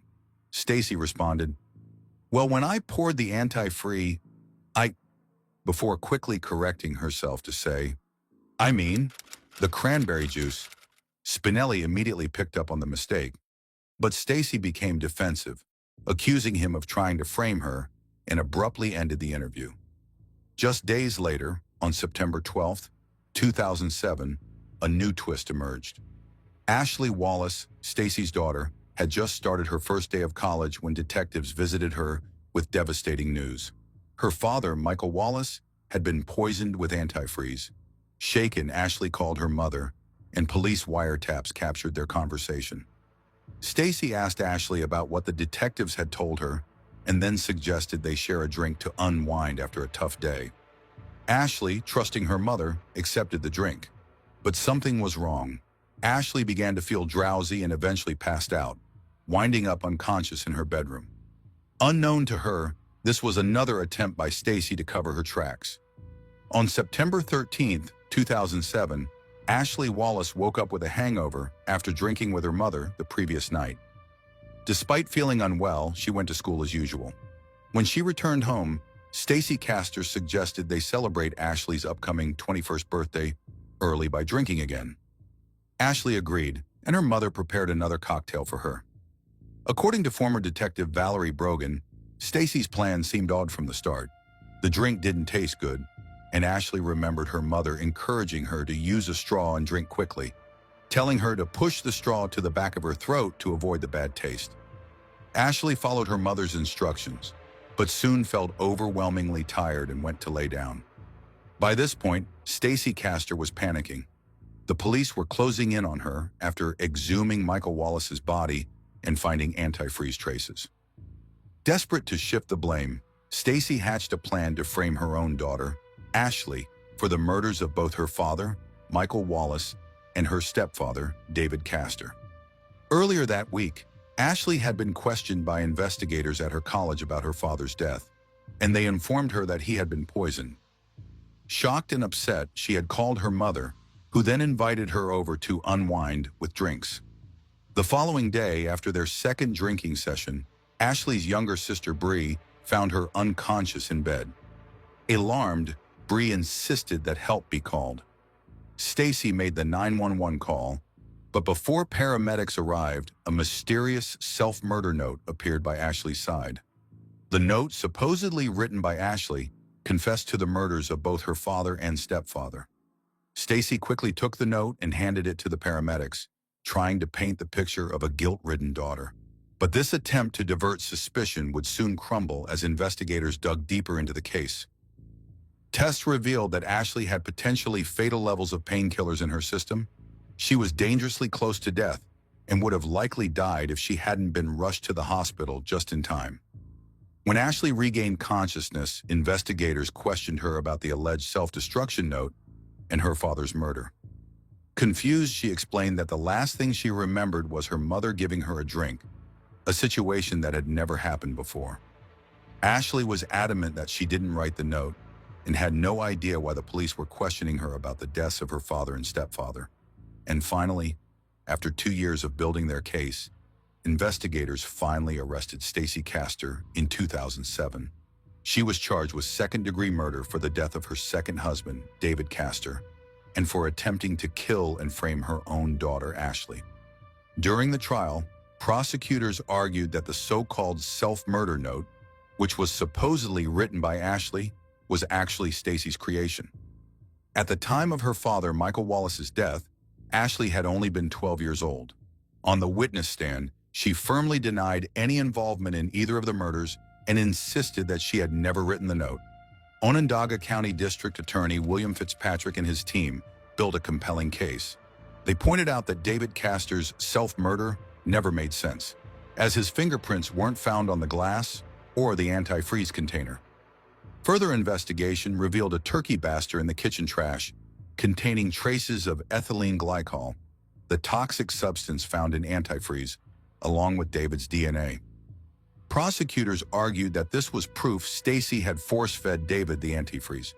To support their case, the prosecutors pointed to the evolution of David's illness, suggesting Stacy had administered the poison over time, using the bastard to make his death appear self-inflicted. She even claimed David had gotten the idea from watching a news report about another woman, Lynn Turner, who had poisoned her lovers using antifreeze. Prosecutors presented strong evidence that antifreeze poisoning could be identified by the growth of calcium oxalate crystals in the kidneys, a key detail that showed up in the autopsies of both Michael Wallace and David Castor. These crystals are a clear sign of antifreeze ingestion, linking both deaths to poisoning. Along with this technical proof, prosecutors pointed to money as a major motive for Stacy Castor's actions. They revealed that she had changed David's will to cut out his son from his inheritance, a move that meant more money for herself and her daughters. Castor was not only after the insurance payouts, but was also trying to secure his estate for her own benefit. Took the stand, recounting how her mother had convinced her to drink the strange, bitter-tasting drink just before her near-death experience. She explained that she trusted her mother, which was why she drank it, despite how bad it tasted. Ashley maintained her innocence, both in the murders and in writing the self-murder note, firmly denying any involvement in the tragic events. Castor's defense team, attorneys Charles Keller and Todd Smith, focused on creating doubt about her involvement in the murders. Their strategy was to poke holes in Ashley's version of events and suggest that Ashley, who was just 11 years old at the time of her father's death, could have been capable of murder. They tried to argue that Ashley might have had a motive due to Wallace's favoritism toward her younger sister Bree, and they suggested jealousy could have driven her to commit such a terrible act. For David's death, they brought up the troubled relationship between him and Ashley as evidence that the two didn't get along well. Castor's mother even believed that her granddaughter Ashley was guilty of the murders. In a final attempt to convince the jury of her innocence, Castor herself took the stand. During cross-examination, Onondaga County District Attorney grilled Castor, pointing out flaws in her version of events. Castor insisted that it was Ashley who had killed Wallace and David, though she couldn't offer a clear motive, other than suggesting that Ashley might have had mental health issues. Mrs. Castor, in the 3 letters that we have in evidence here that you wrote to Lynn Pulaski, how many times do you recall referring to your daughter Ashley? Probably a lot. And how many times in those letters did you tell Lynn that you still love your daughter Ashley? I don't know. How about not one single time? Does that sound correct? Could be. Could be. Could be that you referred to her very negatively, didn't you? I'm sure I did. That's right, because she killed, after all, your 2 husbands, didn't she? Yes, she did. She did. Let's talk about that. Let's talk about a list of reasons why Ashley killed. We'll start with Michael Wallace, your own father. If you had to put these on a list for the jury, let's start with reason number 1. I don't know. No, I'll overrule. Go ahead. I can't give you a reason why she would do it. So if I give you 10 reasons, we're going to start at number 1, and number 1 is I don't know. Did anybody in the year 2000 know Ashley Wallace better than you? Probably not. Did anybody in the year 2005 know Ashley Wallace better than you?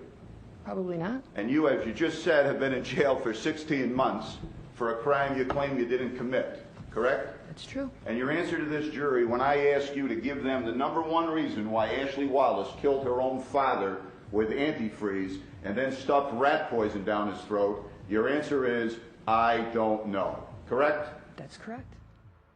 Fitzpatrick was quick to counter, pointing out that Castor had never sought therapy for Ashley and that Ashley had shown no signs of mental illness. He also asked why, after working for an ambulance company for years, Castor had waited 17 hours to get Ashley help when she was seriously ill.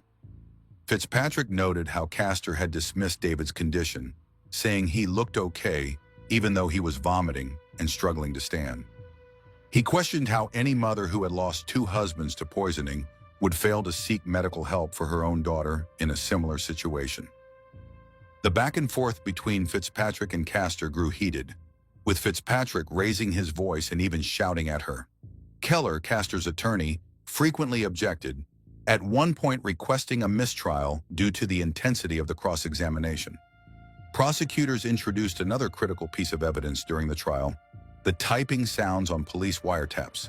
These sounds were heard while Castor was talking to a friend on the phone, even though she denied remembering using her computer that day. The prosecution argued that these sounds matched the sound of Castor typing one of several drafts of the self-murder note meant to frame her daughter, Ashley. Ashley had already testified that she had seen her mother working on the computer, which Castor had tried to hide from her. A question for you. Wednesday night and Wednesday afternoon, were you on the computer at any time during that day? No, I don't think so. I don't remember. You were asked that question, then your lawyer asked you like a couple of questions later, do you remember typing that day? And you said, no, absolutely not. How is it that you're certain you weren't typing at the keyboard when you can't even remember whether or not you were at the computer?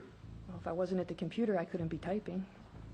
Well, you didn't say you weren't at the computer. You said you weren't sure if you were at the computer. How can you be not sure whether or not you were at the computer, but you're certain that you weren't typing? How can that be? I answered the question he asked me. I know you answered the question. That's not answering the question I asked you. How can you be sure that you weren't typing, but not sure if you were at the computer? Don't you type when you're at the computer? Yeah. You can't operate the computer without doing a little of this stuff, right? True. Okay. So yesterday you said, in response to this question, were you at the computer on Wednesday? You said, I really don't know. I can't remember, right? Yes. And then he asked you, did you type anything that day? And you said, absolutely not. District Attorney Fitzpatrick suggested that this was the day Castor wrote the note, which bore her fingerprints but not Ashley's, in an effort to pin the murders on her daughter. He highlighted a key detail.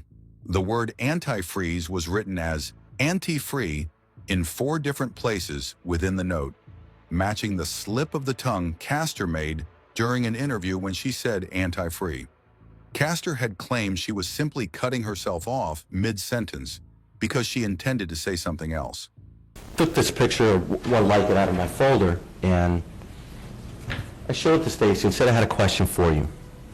Stacy, regarding these glasses that were on top of the nightstand next to David's bed, you told us earlier that you had gotten David some cranberry juice and some water.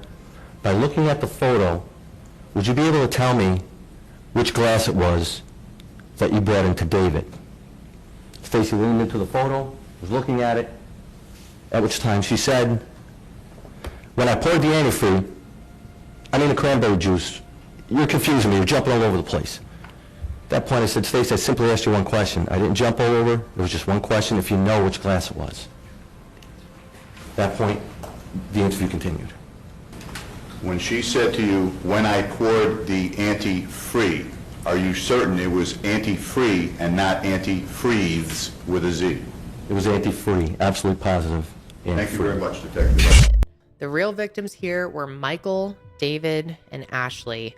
And at the very least, we can be thankful that Ashley survived her mother's homicide attempt. And on February 5th, 2009, after 4 days of jury deliberation, Stacy was found guilty on 1 count of second-degree murder, 1 count of attempted murder, and 1 count of forging a will. Good morning. Good morning. All right, Ms. Everly, I have your note that the jury's reached a verdict. If you'd stand for a moment. On indictment number 2007-1271-1, the people of the state of New York versus Stacy R. Castor, as to count number 1, murder in the second degree, what is the verdict? Guilty. On count 2, attempted murder in the second degree, what's the verdict? Guilty. And on count 3, offering a false instrument in the first degree, what is the jury's verdict? Guilty. All right. Do you wish the jury poll, Bill? Chuck? Yes, Judge. All right. Kelly, go ahead. Castor's defense team tried to counter this by bringing in a pharmaceutical expert to challenge the prosecution's argument that Castor had drugged Ashley 17 hours before she was taken to the hospital. However, on February 5th, 2009, the jury found Castor guilty of second-degree murder for poisoning her husband, David, and attempted second-degree murder for overdosing Ashley. When the verdict was read, Castor closed her eyes and remained silent. Her lawyer, Charles Keller, announced that they would appeal the decision, including challenging the admission of evidence related to Wallace's death, for which Castor had not been charged. On March 5th, 2009, during Stacy Castor's sentencing, prosecutor Christine Garvey made a powerful statement to Judge Fahey, urging him to impose the maximum consecutive sentences due to the extreme severeness of David's death. Garvey described Castor as cold, calculating, and without any emotion for what she had done. She criticized how Castor had partied with friends in her backyard, acting like nothing was wrong, while her daughter Ashley lay comatose in her bedroom. Human life is sacred, Garvey continued, but Stacy Castor places no value on human life, not even her own flesh and blood. To Stacy Castor, human beings are disposable. David's son, who Castor had cheated out of his inheritance, also spoke in court. He begged Judge Fahey to press the harshest punishment on Castor. Judge Fahey, visibly shaken by the case, told Castor that he had never seen a parent try to murder their own child to cover up the crime they had committed. He declared that Castor was in a class all by herself. He sentenced her to the maximum term of 25 years to life for the murder of her husband, David. Additionally, she received another 25 years for attempting to murder Ashley. For forging David's will to exclude his son from the inheritance, Judge Fahey added an extra sentence of 16 months to 4 years in prison. Right, Ms. Everly, I have your note that the jury's reached a verdict. If you'd stand for a moment. On indictment number 2007-1271-1, the people of the state of New York versus Stacy R. Castor, as to count number 1, murder in the second degree, what is the verdict? On count 2, attempted murder in the second degree, what's the verdict? Guilty. And on count 3, offering a false instrument in the first degree, what is the jury's verdict? Guilty. All right. Do you wish the jury poll, Bill? Chuck? Yes, Judge. All right. Kelly, go ahead. Ladies and gentlemen of the jury, as stated through your foreperson, You have found the defendant guilty of all 3 counts in the indictment. Juror number 1, is that your verdict? Yes. Juror number 2? Yes. Juror number 3? Yes. Juror number 4? Yes. Juror number 5? Yes. Juror number 6? Yes. Juror number 7? Yes. Juror number 8? Yes. Juror number 9? Yes. Juror number 10? Yes. Juror number 11? Yes. And juror number 12? Yes. Thank you. All right, ladies and gentlemen, on behalf of both parties and myself and the people of Onondaga County, I want to take this opportunity to thank you and you folks who are alternates, your patience too over the last several days when you haven't been able to deliberate. I'm very, very grateful for your patience and your understanding also. Your jury service is over. You're certainly free to go with our thanks. You're free to talk to anybody about the case that you wish, whether it be the lawyers, the press, each other, your families. But I want to thank you really with very sincerely, and I hope stay warm. Thank you, ladies. I'd like 2 minutes, Jack, if you don't mind.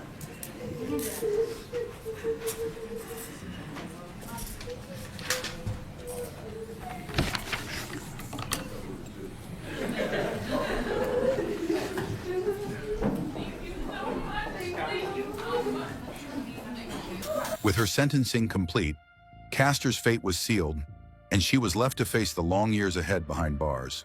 The trial lasted for 4 intense weeks, during which Ashley Wallace took the stand to speak about the impact her mother had on her life. With tears in her eyes, Ashley told the judge that she hated her mother for ruining so many people's lives. Yet despite her anger, she still expressed love for the bond they once shared. "I never knew what hate was until now," Ashley confessed. The biggest question I ask is why? Why did she do these things? I know that's probably never going to be answered. There are so many things that she has ruined. She'll never be able to see Bree graduate. My father will never take me down the aisle. She'll never get to see her grandchildren. All those things she took away from me. She killed 2 people and tried to kill me and blame it on me and blame me for the other deaths. That bothers me so much.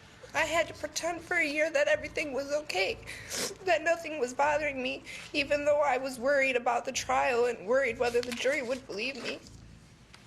I hate my mother for ruining so many people's lives. I didn't even know why she did it. What gave her the right to play God with people? And I hate her for having me be the one that found my dad, just like her for having Bree found me. I never knew what hate was until now. Even though I do hate her, I still love her at the same time. That bothers me. It's so confusing. How can you hate someone and love them at the same time? She went on to say that she wished her mother would apologize for everything she had done, especially the lies. "As horrible as it makes me feel, this is goodbye, Mom," Ashley said. I have a 3.9 GPA and still she tried to make me look stupid. But Mr. Fitzpatrick made her look stupid with her lies. I hate how she made people choose side in our family and with our friends. Bree and I are children. People are supposed to stand up for us. But she's an adult and that is the decision she made. I think about this at night and I can't even imagine what's going through her head. All the things that she can't do. I had all these fears about if the jury hadn't believed me. What if she got out and tried to hurt me again? Or what if she tried to hurt my sister? I didn't kill anyone and I didn't try to kill myself. I would never leave my sister or Matt. I just don't understand how you can say you love someone and in the next breath try to kill them. I wish she had told me what was going on.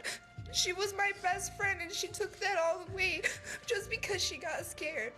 Well, I was scared too when I was in the hospital all by myself and I wanted my mom. But she was the one that did this. I just want to sleep one night without thinking about this. I'm not an angry person and I hate being mad at her. I want to forgive her, but I'm not sure if I can. I just hope God can forgive her. She has to listen to me this time. I didn't get a chance to say goodbye, and this will be the last time I get a chance. As horrible as it makes me feel, this is goodbye, Mom. As hard as you tried, I survived, and I will survive because now I'm surrounded by people that love me. I'm going to do good things in this world, despite making me, in every sense of the word, an orphan. Thank you, Judge Fahey, for letting me express my feelings.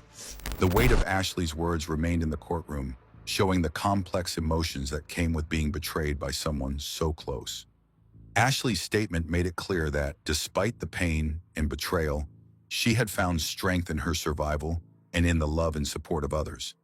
Prosecutor William Fitzpatrick informed the court that according to New York sentencing guidelines, Stacey Castor would have to serve more than 51 years before she could be considered for parole. Given her age, that effectively meant she would spend the rest of her life in prison. Despite the overwhelming evidence against her, Castor continued to maintain her innocence. In a 2009 interview with Muir, she adamantly declared, "I did not kill Michael Wallace, I did not kill David Castor, and I did not try to kill my daughter, period. And I will never say that I did, ever." Her words, however, did little to change the fact that her crimes had shattered so many lives. Ashley Wallace said that her mother had once been her best friend, but that she had taken all of that away. She expressed that she would have done anything for her mother, but her mother had chosen to try and kill her instead. Stacey Castor, now identified as New York Department of Corrections inmate number 09G0209, was placed in Bedford Hills Correctional Facility for women in Bedford Hills, New York. Even with credit for time served, her earliest possible release date was June 15, 2055, which was just over a month before her 88th birthday. This date seemed to mark the harsh reality of her crimes and the deep impact she had caused. In April 2009, a 2-hour 2020 special aired on ABC News, which covered Castor's trial. During the media coverage, she was often referred to as the Black Widow, a nickname previously given to Lynn Turner, who was also convicted of poisoning her partners. In the special, Ashley admitted that she still did not understand how her mother, or any mother for that matter, could try to kill her own child. It was a question that had also haunted the public. How could someone so close, so trusted, betray their own child in such a way? Despite the overwhelming evidence, Castor maintained her innocence, stating that she was shocked by the verdict. She claimed that Ashley had brought this situation on herself and suggested that both of them knew what had happened. Nevertheless, she did express some sympathy for her other daughter, Bree, and claimed that some family members still supported her. Bree, like her sister Ashley, had not spoken to Castor after the trial.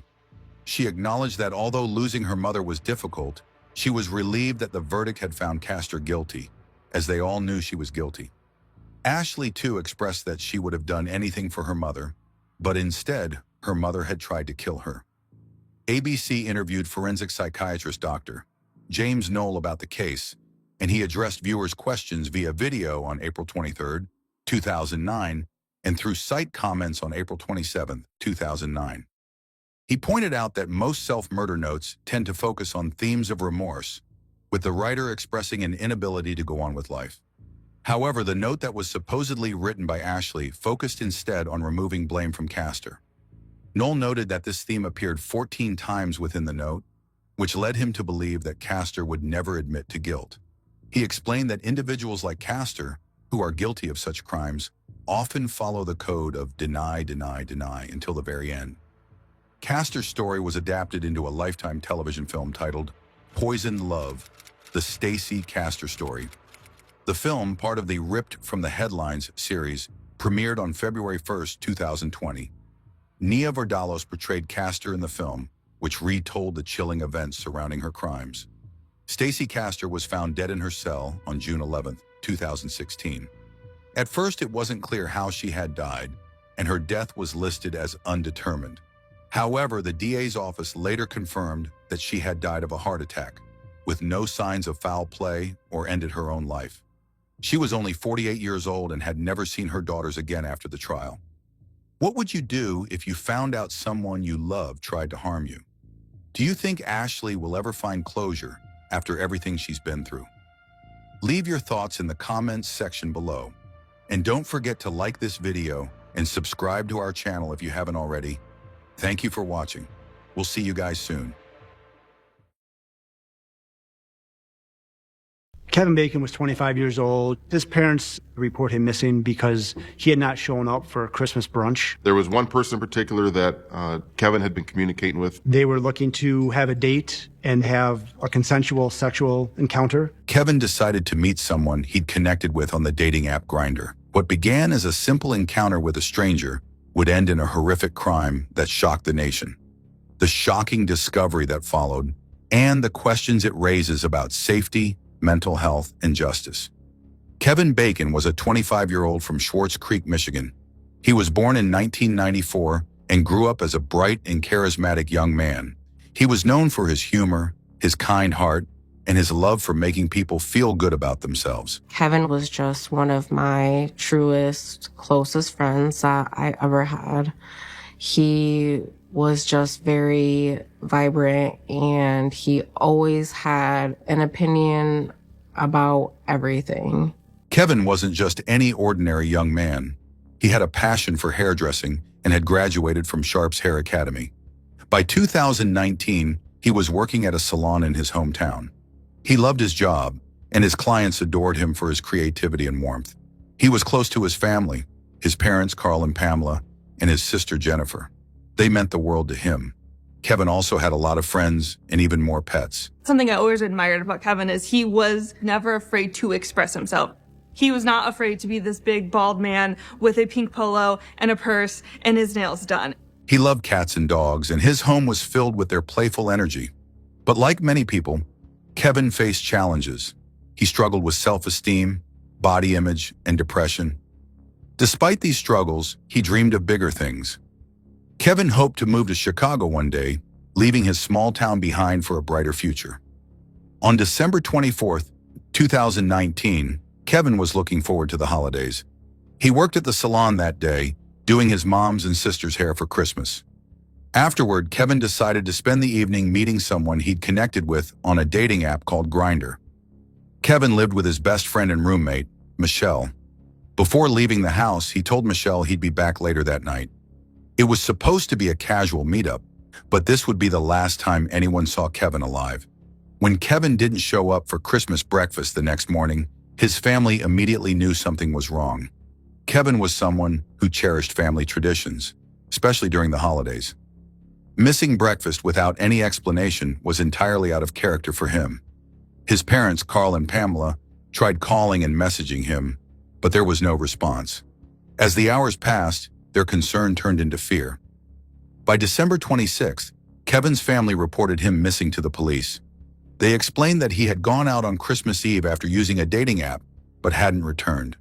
His friends and family began reaching out to anyone who might have seen him. His roommate, Michelle, shared that he had left the house that evening, promising to come back later. The search for Kevin soon led to a worrying discovery. His car was found abandoned in the Schwartz Creek area, not far from his home. Inside the car, police found his wallet, phone, and clothing. This was a troubling sign. Kevin hadn't packed any extra clothes before leaving, and it didn't make sense for him to leave those items behind. Even more alarming was that his phone was still logged into the Grindr app. This suggested he hadn't planned to leave for long or go anywhere far. The family's fears deepened. Kevin wasn't the type to disappear without letting anyone know, and leaving his personal belongings behind was completely unlike him. The more they learned, the more they suspected something terrible had happened. His family, friends, and local authorities began organizing searches and sharing Kevin's photo and information online, hoping someone might have seen him. Sadly, the reality was far worse than they could have imagined. Investigators looked through Kevin's phone, which was still logged into the dating app Grindr. From the app's messages, they found that Kevin had been talking to a man named Mark Latunsky, who lived about 20 minutes away in Bennington Township. So Kevin's phone was handed over to the Michigan State Police Computer Crimes Lab. And on the phone, they found a chat log from a mobile dating app. Mark Latunsky was a 50-year-old man with a complicated past. He had a history of severe mental health problems, including schizophrenia and depression. We learned he was a 50-year-old divorced male. He was known to run different online sex forums, almost like a male escort type scenario. Over the years, Mark had been in and out of mental health facilities, but he refused to take medication consistently. Mark also had a strange and disturbing lifestyle. He was deeply involved in BDM, a lifestyle involving bondage and discipline, dominance and submission, but his interests often crossed into dangerous territory. On December 27, 2019, police followed the trail of clues from Kevin's phone records to the home of Mark Latunsky in Bennington Township, Michigan. We just made a silent approach. We had knocked. Mark Latunsky answered, and we'd explained to him we were investigating a missing persons complaint with Kevin Bacon, asked consent to search the house, and Mark Latunsky granted it. The house was located about 20 minutes from Schwartz Creek, where Kevin lived.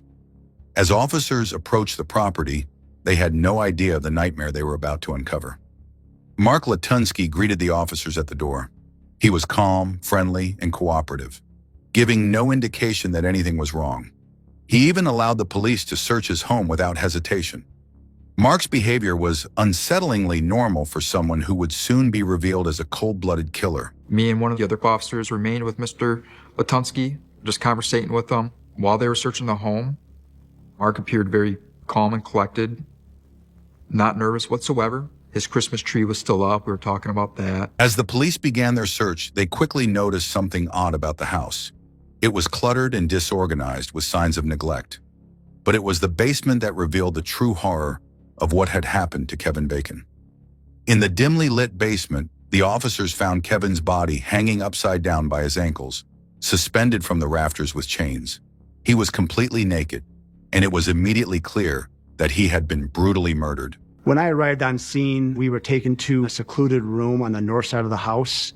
The room had a sliding barn door that only locked from the outside. So if the searching officers were not really thorough, it very easily could have been missed. Further examination revealed that Kevin had been stabbed in the back, his throat had been slit, and his body had been mutilated in shocking ways.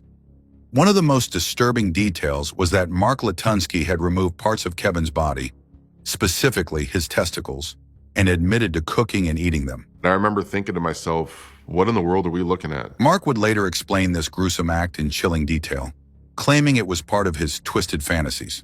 So the man in the basement, when did he come to your house? I picked him up. We met, physically met, in Schwartz Creek. And that was when because he had given me details of what he wanted. And so I said, well, I'll tell you what, I will bring all of the things that you would need so that you can feed them. I said, I will lay them out in front of you. I says, then I'll step back. I says, you need to decide. You need to decide because I'm not going to force you. The police were horrified by what they found, but their work was far from over. They began documenting the scene and piecing together the timeline of events. And I said, if you're ready, I said, if you're doing this, then you put the stuff on. And then, so I sat in the front while he did all of that. He got all ready.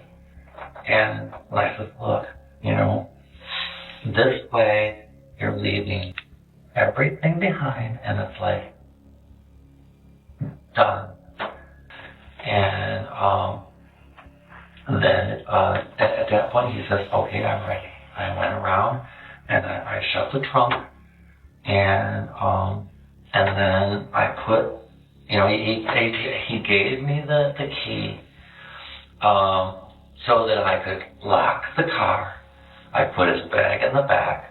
I locked the car. You locked his vehicle? I locked his vehicle. So his stuff is in his vehicle. His stuff was in his vehicle. And then does he stay in the back of your van? And he stayed in the back of my van. Okay, and then you leave the parking lot. And then I left the parking lot. Okay. And then we went back to the house.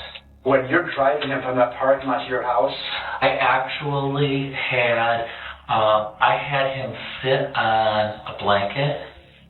and then I says, look, I says, if we're driving down the road and someone looks in, you know, Right. upper view. That's what I'm trying to get at. So I said, if you decide to go with the gag, I said, you know, then it has to be removable. I said, I could see it now. We get stopped by the cop. The cop looks in the back. He sees you all got gagged up, and he says, what's that? And I says, don't worry, it's okay, it's consensual. And then the cop is going to ungag you, and he's going to say, is this consensual? And you're going to say, yes. I says, if you don't say yes, then you better hope that I never get out of prison. You know, it's like I laughed about it, but, you know, that's all serious because people will say yes. And then later it's like, well, no. Or I meant it to be no. Or, and you really have to be very careful of when a person is saying no and when they're really saying no. So then you drive to your house, you get back to the house, and you guys go inside. When you get home to the house, is it just you two? It's just us two. Okay. And then at some point, he begins and you begin to act out his fantasy, which is what he wanted, or his fetishes. And that he was living out a fetish fantasy, good, as well as without going up. I don't want to have the details on any record. It doesn't need to be there. What he wants is what he wants is what he wants. So when you were role playing for his fetish, how long do you think the fetishing lasted? I have no idea. Okay. I have no idea. I like I said, and even you know, it's kind of hard to gauge time in something like that because time just kind of takes its own toll. And it was at that point he says, okay, I'm ready. And after we sat and made an agreement about what was going to happen. Mark Latunsky, who had remained calm throughout the search, was taken into custody. During questioning, he shockingly confessed to the murder, claiming that Kevin had agreed to everything that happened. So what was the agreement? I would make his body disappear. And we talked about, you know, several things. You know, what was I going to do? And part of it was the process of turning, you know, that what portions of his body couldn't be used or gotten. That there were certain things as far as turning his bones into bone meal and turning them into something that would grow tulips for his family. Mark told investigators that Kevin had wanted to die and that he had simply helped him fulfill his wish. However, text messages between Kevin and Mark painted a very different picture. In their last exchanges, Kevin had expressed concerns about his safety and had asked Mark to ensure nothing went wrong. This contradicted Mark's claims and made it clear that Kevin had no intention of losing his life that night. Adding to the horror, police discovered that Mark had planned to use Kevin's body in other disturbing ways. He intended to turn parts of Kevin's flesh into jerky and use his bones as fertilizer for his plants. Mark had even purchased a food dehydrator to carry out his macabre plans. The discovery of Kevin's body shocked the local community and the nation. It was a crime so horrifying that it left even seasoned investigators shaken. Kevin's family and friends, who had been desperately hoping for his safe return, were devastated by the tragic outcome. This gruesome revelation marked the beginning of a long legal process, but for Kevin's loved ones, it was the end of a beautiful life filled with promise and dreams. I don't want him to suffer. I went right to that. When did you end his suffering Was he hanging or was he on the ground when you did his throat? He was on the ground, and that was, and then of course it was a matter of doing what I needed to do to complete what I told him I would do. After, let me see, because as soon as he was at the point of being unconscious, and I was fried. It was after I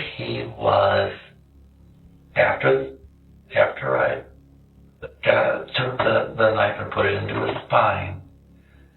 That was when it was like, uh-oh, I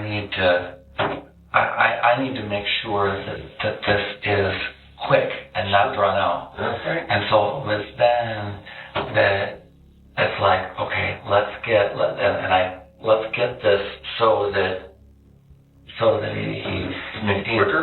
It was I was trying to speed it up at that point because he was already unconscious. Okay.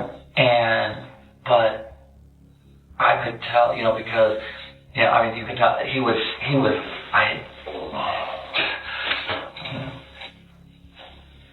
in any case, it was the realization of this wasn't enough, and that was when I hoisted and got all of that set up and had to apply the ropes, and that way I could take care of the rest. After it was done, I looked at myself and I went, I was covered in a little, not covered, but it's like I had some on me. I looked at it and I went, you know what? I'm not going to wash them off. I went upstairs and I crawled into bed. I don't feel that I did anything wrong. Mark Latunsky was born in 1969 in Michigan. He was a highly intelligent man who studied chemistry and worked in labs. But he also struggled deeply with mental health issues, which only worsened over time. Mark's personal life was troubled. He had been married twice and had 4 children with his first wife. However, he lost custody of his kids due to his mental instability. By 2016, Mark had remarried, this time to a man named Jamie Arnold. Jamie later said Mark's behavior was erratic and dangerous. He eventually left Mark, citing his refusal to take medication and his obsession with extreme BDM activities. After Kevin's gruesome murder was uncovered, Mark Latunsky was promptly arrested and charged with first-degree murder and mutilation of a dead body. The severity of the crime, combined with the disturbing details of Mark's confession, left no doubt about his culpability. However, the legal journey that followed was anything but straightforward, as Mark's mental health became a central focus of the case. I actually texted a friend. I killed Kevin Bacon. Kevin Bacon is my hero. Did you do this by yourself? You didn't have help? I did it all by myself. I mean, it was during that evening, and then after he was, and I don't know, it's just flat out fact, is that after he was dead, he was hanging, I was done for the night, and it was then that I started to do what I told him I was going to do. It was the new moon, and honoring my word to what I said I would do. That was when I cut them out, and I took them upstairs and I ate them. Initially, Mark's defense team argued that he was legally insane and incapable of standing trial. They pointed to his extensive history of mental illness, which included diagnoses of schizophrenia, major depressive disorder with psychotic features, and borderline personality disorder. Mark had been in and out of psychiatric facilities over the years, and he had a documented history of refusing to take medication. In the early stages of the legal proceedings, a judge ruled that Mark was incompetent to stand trial, agreeing that he could not fully understand the charges against him or participate in his defense. Mark was sent to a psychiatric facility for treatment in hopes of stabilizing his condition. After several months of therapy and medication, Mark was reevaluated, and in late 2020, he was declared fit to stand trial. The court determined that he could comprehend the proceedings and assist his legal team, paving the way for the case to move forward. As the trial approached, Mark's lawyers prepared to mount an insanity defense. They aimed to prove that Mark's mental state at the time of the crime rendered him unable to distinguish right from wrong. They also claimed that Kevin had willingly participated in the events leading up to his death, alleging that it was a consensual act gone wrong. However, prosecutors were ready to counter these arguments with evidence showing the premeditated and deliberate nature of Mark's actions. In September 2022, just as the trial was set to begin, Mark shocked everyone by changing his plea to guilty. This unexpected decision went against the advice of his legal team, who believed they had a strong case for reducing the charges based on Mark's mental health. Despite their objections, Mark insisted on pleading guilty to all charges, stating that he wanted to take full responsibility for his actions. During his sentencing hearing, Mark provided a chilling account of the events. He admitted to stabbing Kevin in the back, slitting his throat, and mutilating his body. He described his actions in detail, showing no signs of remorse. The court found his crime to be premeditated, cold, and calculated. Ultimately, Mark Latonsky was sentenced to life in prison without the possibility of parole. The judge emphasized the brutality of the crime and rejected any arguments that Mark's mental health excused his actions. The sentencing brought a measure of justice to Kevin's grieving family and friends, who expressed relief that Mark would no longer pose a threat to others. However, the case also left lingering questions about systemic failures. The court proceedings highlighted the role that untreated mental illness played in Mark's actions, as well as the neglect of law enforcement in responding to prior reports of his violent behavior. Advocates for justice called for better protections for vulnerable individuals and greater accountability for those tasked with ensuring public safety. In the end, the legal process brought closure to Kevin's loved ones, but it also served as a haunting reminder of the many ways this tragedy could have been prevented. Although Kevin Bacon's life was tragically cut short, his memory lives on in the hearts of those who knew and loved him. Kevin was not just a son, a brother, or a friend. He was a light in the lives of so many. Known for his quick wit and caring personality, he had a gift for making others feel special and valued. His co-workers at the salon remembered him as someone who brought joy to his clients and colleagues, always willing to lend a helping hand or a listening ear. Kevin's passion for hairdressing was more than just a job. It was his way of expressing creativity and making others feel confident. His dream of one day moving to Chicago and opening his own salon was a testament to his ambition and vision for the future. Although he never got the chance to realize those dreams, his dedication and enthusiasm continue to inspire those who knew him. His family and friends have worked tirelessly to ensure that Kevin is remembered not for the way his life ended, but for the way he lived. They have shared stories of his kindness, his love for animals, and his ability to lift others up even when he was struggling himself. Kevin's legacy is one of compassion and resilience, and his loved ones have vowed to honor that by spreading awareness about safety and supporting causes that reflect Kevin's values. Beyond his immediate circle, Kevin's story has had a profound impact on the broader community. His tragic death has sparked important conversations about the dangers of online dating, the need for better mental health resources, and the responsibility of law enforcement to act on warning signs. Advocates have used Kevin's case as a rallying cry to push for change, ensuring that what happened to him is not forgotten and that others are protected in the future. Kevin's legacy is a reminder of the importance of empathy and vigilance. While his loss will always be deeply felt, the love and joy he brought to the world endure in the memories of those who knew him. His story serves as both a cautionary tale and a call to action, urging us all to strive for a world where everyone feels safe, valued, and supported. This is one of the most horrific murders I've seen, not only in this county, but in the state. The tragic story of Kevin Bacon is one that lingers in the minds of everyone who hears it. It's a story of heartbreak and loss, of dreams unfulfilled, and a vibrant life taken far too soon. Kevin was a kind, creative, and loving individual who deserved a bright future. But his encounter with Mark Latunsky turned into a nightmare that exposed deep flaws in the systems meant to protect us. Kevin's case forces us to confront uncomfortable truths.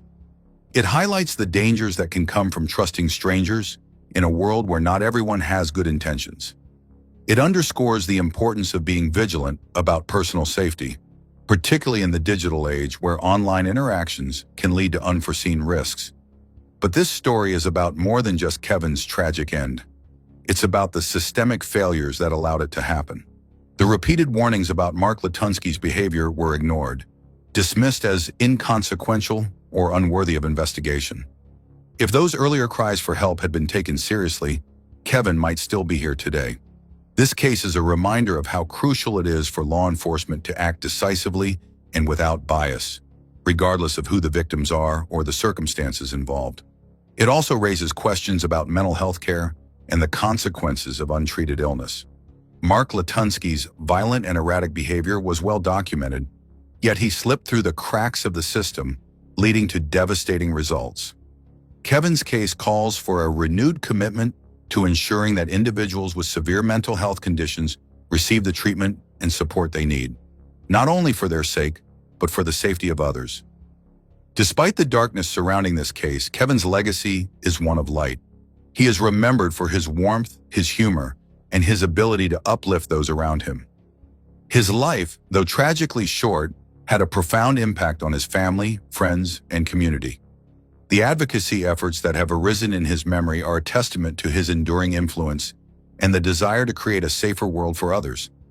As we reflect on Kevin's story, we are reminded of the fragility of trust, the importance of compassion, and the need for accountability. His case serves as a cautionary tale, but also as a call to action, a call to build a society that prioritizes safety, equality, and care for those who are most vulnerable. Kevin Bacon's story will not be forgotten. His life, his dreams, and his legacy will continue to inspire change, urging us all to be better and to do better, for him and for everyone who deserves to live without fear. Thank you so much for watching and listening to this story. I know this case was a difficult one, but it's important to share these stories to honor the victims and to push for change. If you found this video meaningful or thought-provoking, please consider giving it a like and sharing it with others. If you'd like to see more stories like this, don't forget to subscribe to the channel and hit the notification bell so you never miss an upload. I'd love to hear your thoughts, so feel free to leave a comment below. Your engagement really helps keep these conversations going. Take care of yourselves, stay safe, and remember to look out for one another. I'll see you in the next video.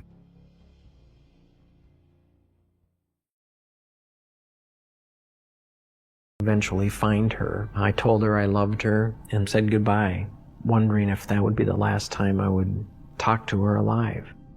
On a frigid night in Racine, Wisconsin, Saturday, January 31st, 2004, a disturbing 911 call was made.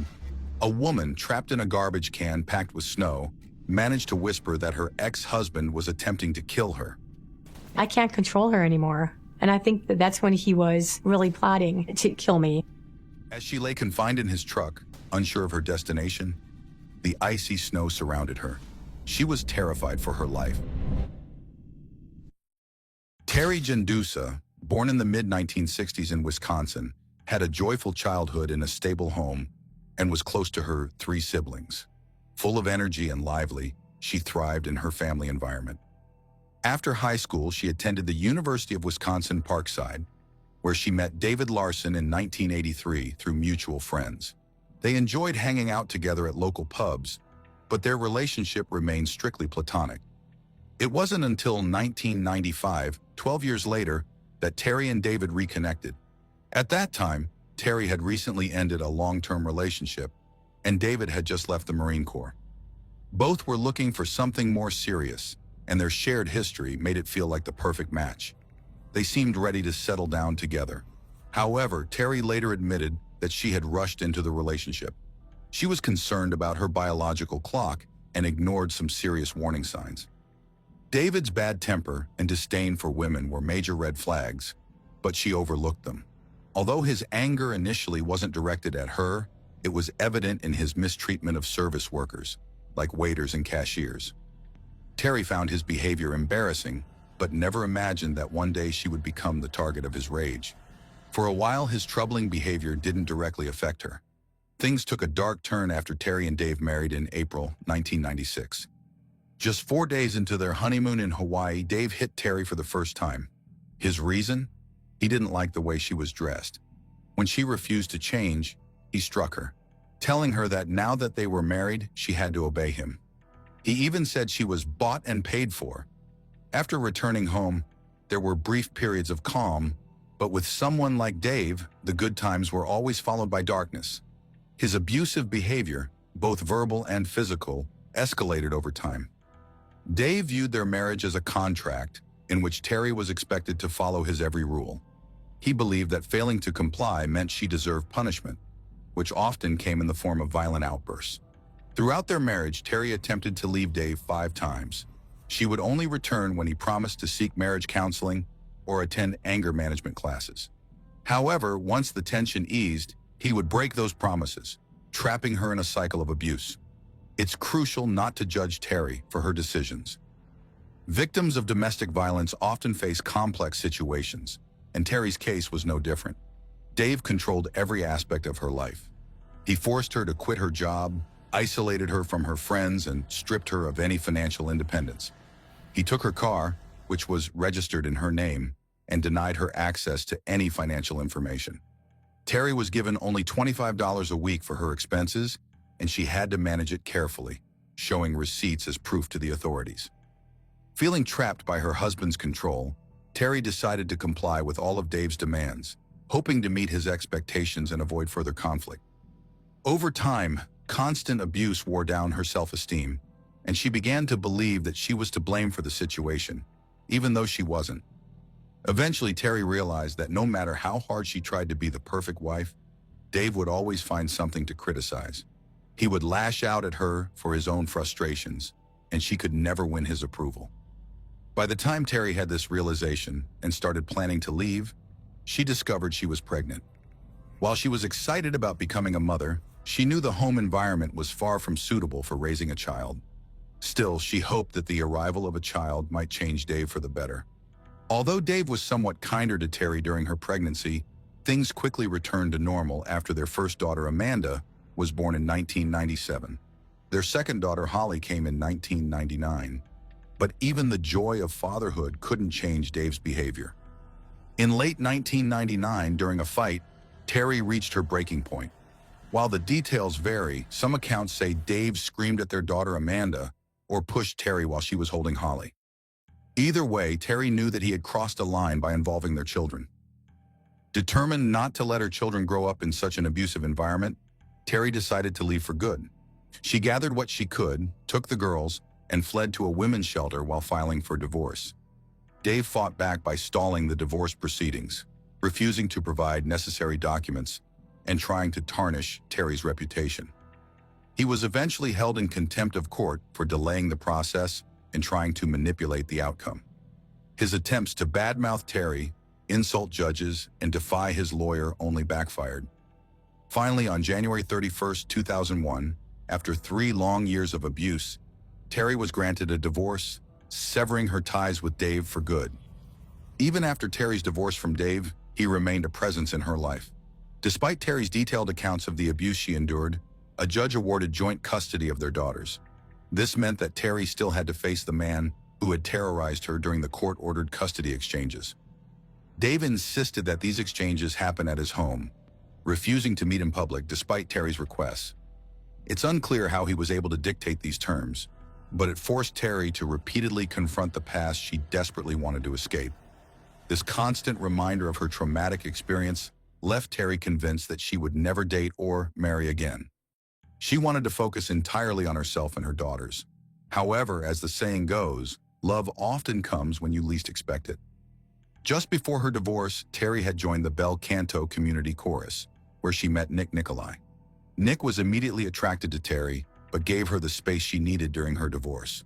Over time, their friendship grew into something deeper. Nick was kind, respectful, and deeply empathetic toward everything Terry had been through.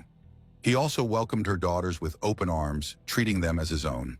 By May 2001, Terry and Nick officially began dating, and after 2.5 years, they married in October 2003. For the first time, Terry felt she had the stable and loving family she had always dreamed of. However, Dave didn't share her happiness. In his mind, despite the finalized divorce, he still considered them married in the eyes of God. He believed Terry had betrayed him and God's will by remarrying. This led Dave to blame Terry for disrupting their family, and he vowed to make her suffer for it. On the day their divorce was finalized, he told her that one day she would regret divorcing him. Terry, already fearful of her ex-husband, believed she had endured the worst he could do to her. Little did she know, this was just the beginning. Dave had more plans in store for her. All Terry wanted was to move on from her past, and she was doing just that. She had found a kind, loving husband in Nick, had started to rebuild her career, and just the day before, on January 30th, 2004, she and Nick had learned they were expecting a child. They were overjoyed, as were Holly and Amanda, who were excited for a new addition to the family. Terry and Nick couldn't wait to share the news with the girls the next day. Saturday, January 31st, 2004, marked the 3-year anniversary of Terry and Dave's divorce. It was an exceptionally cold day in Wisconsin. Bitterly freezing temperatures, high winds, and snow blanketed the ground. The weather was so harsh that it made breathing difficult. Yet the cold was the least of Terry's concerns. All she could think about was seeing her daughters and sharing the happy news of her pregnancy. As Terry prepared to pick up the girls from Dave's, Nick offered to go with her, but she declined. She knew his presence might escalate tensions with Dave, and she didn't want any unnecessary confrontation. On the way to Dave's house, she called to let him know when she would arrive. But when she got there around 10 a.m., Dave told her the girls weren't ready yet. Annoyed but not wanting to argue, Terry asked him to hurry and decided to wait outside in the freezing cold. For almost 20 minutes, Terry paced the driveway, trying to stay warm. Finally, Dave opened the door, but the girls were nowhere in sight. Instead, he came out and told Terry that the girls were hiding and that she should come inside to find them. Immediately, Terry felt uneasy. Dave had never allowed her inside his house since she left him, so his sudden invitation felt suspicious. But the bitter cold and her desire not to disappoint her daughters overcame her doubts. She brushed off her suspicions and entered the house, playfully calling out for her daughters as she made her way through. Almost instantly, her uneasy feeling turned to panic. Terry's worst fears were confirmed the moment she felt a searing blow to her head. She didn't realize it immediately, but her ex-husband, Dave, had struck her with a baseball bat. As she collapsed to the floor, Dave continued his assault, striking her repeatedly while yelling, "You always said I was abusing you. Now you can see what abuse really is." He hit her upwards of 20 times until she blacked out. When she regained consciousness, she found Dave binding her with duct tape from head to toe. Panic set in as Terry realized he had something terrible in mind. Desperate, she tried to bargain with him, promising to drop their custody battle and child support. But her pleas fell on deaf ears. Dave was instead fixated on a twisted idea. At some point while he was taping her ankles, her pants had come down, and he became irrationally convinced that Terry had done this deliberately to make him look bad, further proof of his deceived mindset.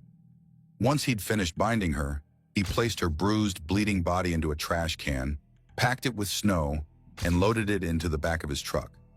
On one of the coldest days in Wisconsin, he left her half naked, beaten, and covered in snow, showing no mercy. Despite the horrendous situation, Terry clung to a sliver of hope. In his frenzy, Dave had overlooked one crucial detail. Terry still had her cell phone in her jacket pocket. Though her face was covered with duct tape and swollen so badly that she couldn't open her eyes, she managed to break free from the tape around her wrists. Somehow, she wiggled her phone out of her pocket and dialed 911. Knowing it would be nearly impossible to speak clearly, Terry repeatedly relayed Dave's address to the operator, over and over again. Her efforts paid off, as it was enough to get the police and rescue dispatch to the scene. By the time they arrived, however, Dave had already loaded Holly and Amanda into his truck and left the house. As the police responded to Terry's 911 call, they unknowingly drove right past Dave's truck, where Terry was still bound and hidden in the back. Her vehicle was hitched to his, and she could hear the sirens fade away, filling her with a sense of hopelessness as it seemed they had missed their chance to save her. When the officers arrived at Dave's house, they thought someone inside might be in danger. They knocked, but when no one answered, they forced their way in, only to find the house empty. Meanwhile, neighbors had begun to gather, and through their inquiries, the police quickly learned about Dave and Terry's troubled history. It soon became clear that this was more serious than they initially realized, but they still had no idea what had actually happened. Terry, in critical condition, was drifting in and out of consciousness. Despite her severe injuries, she managed to call her husband, Nick, struggling through the duct tape covering her face to explain what had occurred. Nick, horrified, knew the best way to help her was to quickly alert the police. They both hung up and dialed 911 again. Nick reached the same Racine County Dispatch Center that had received Terry's first call, and the pieces started falling into place for the officers at Dave's house. They began to understand the full gravity of the situation. However, Terry's second call was less successful. By this point, Dave had crossed into Milwaukee County, and the dispatcher there wasn't aware of the danger Terry was in. Listening to the call, it became clear that the dispatcher didn't fully grasp the severity of the situation. While 911 dispatchers must maintain emotional detachment to handle their stressful jobs, there is a crucial difference between self-preservation and outright neglect of the caller's well-being.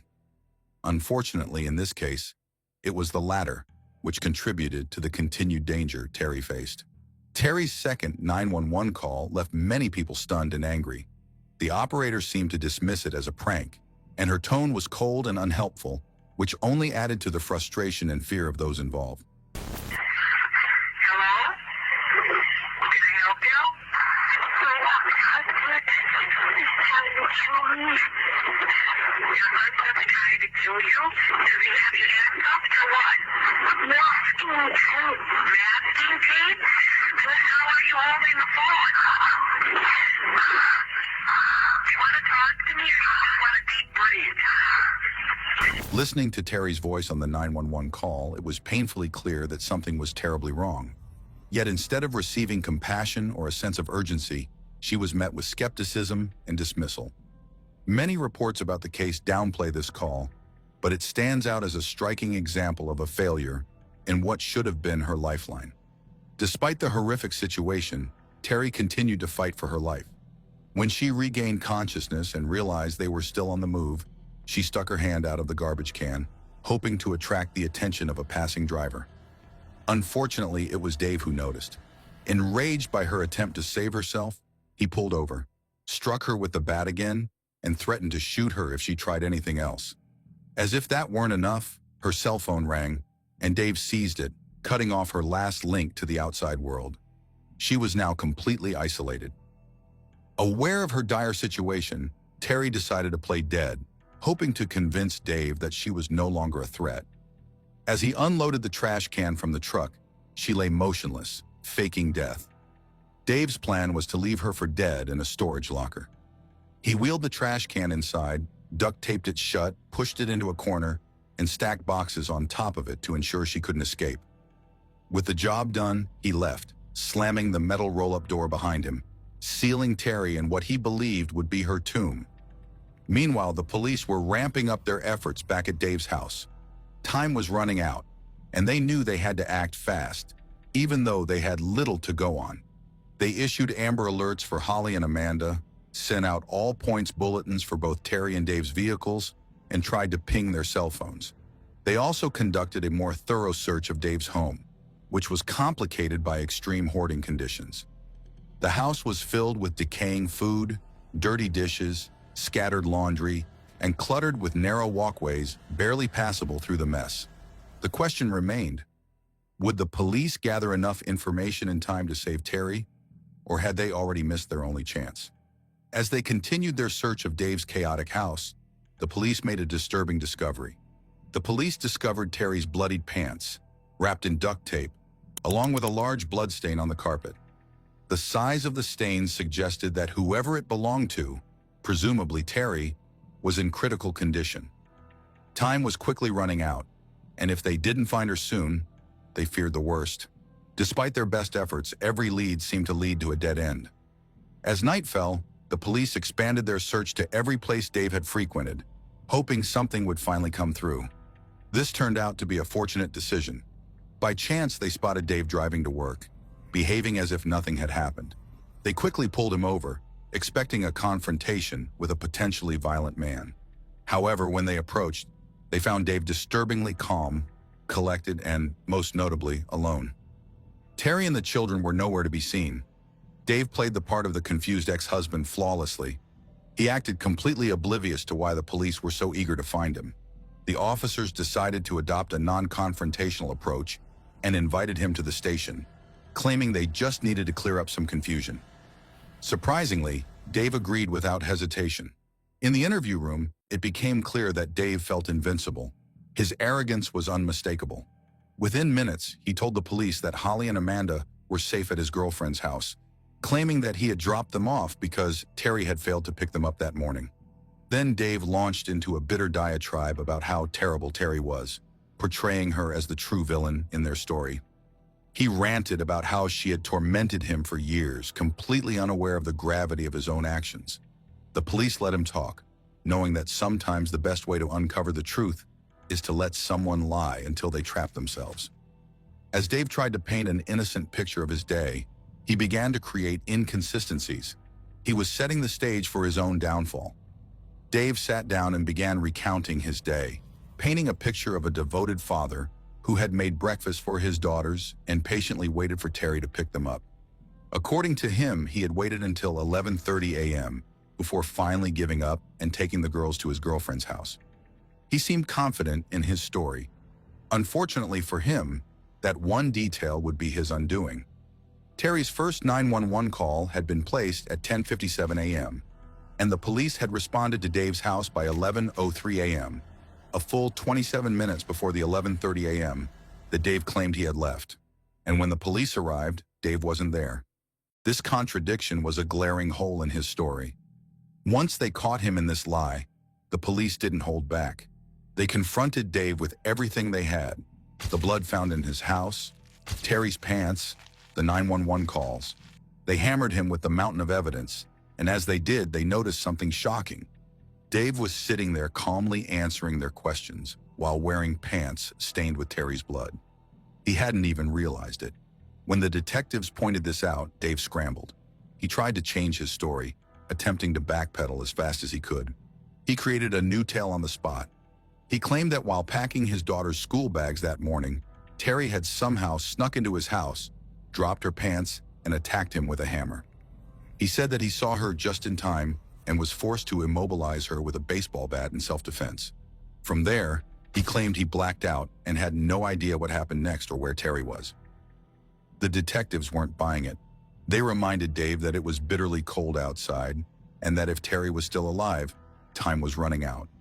They appealed to any remaining shred of humanity he might have had, asking him to think of his daughters.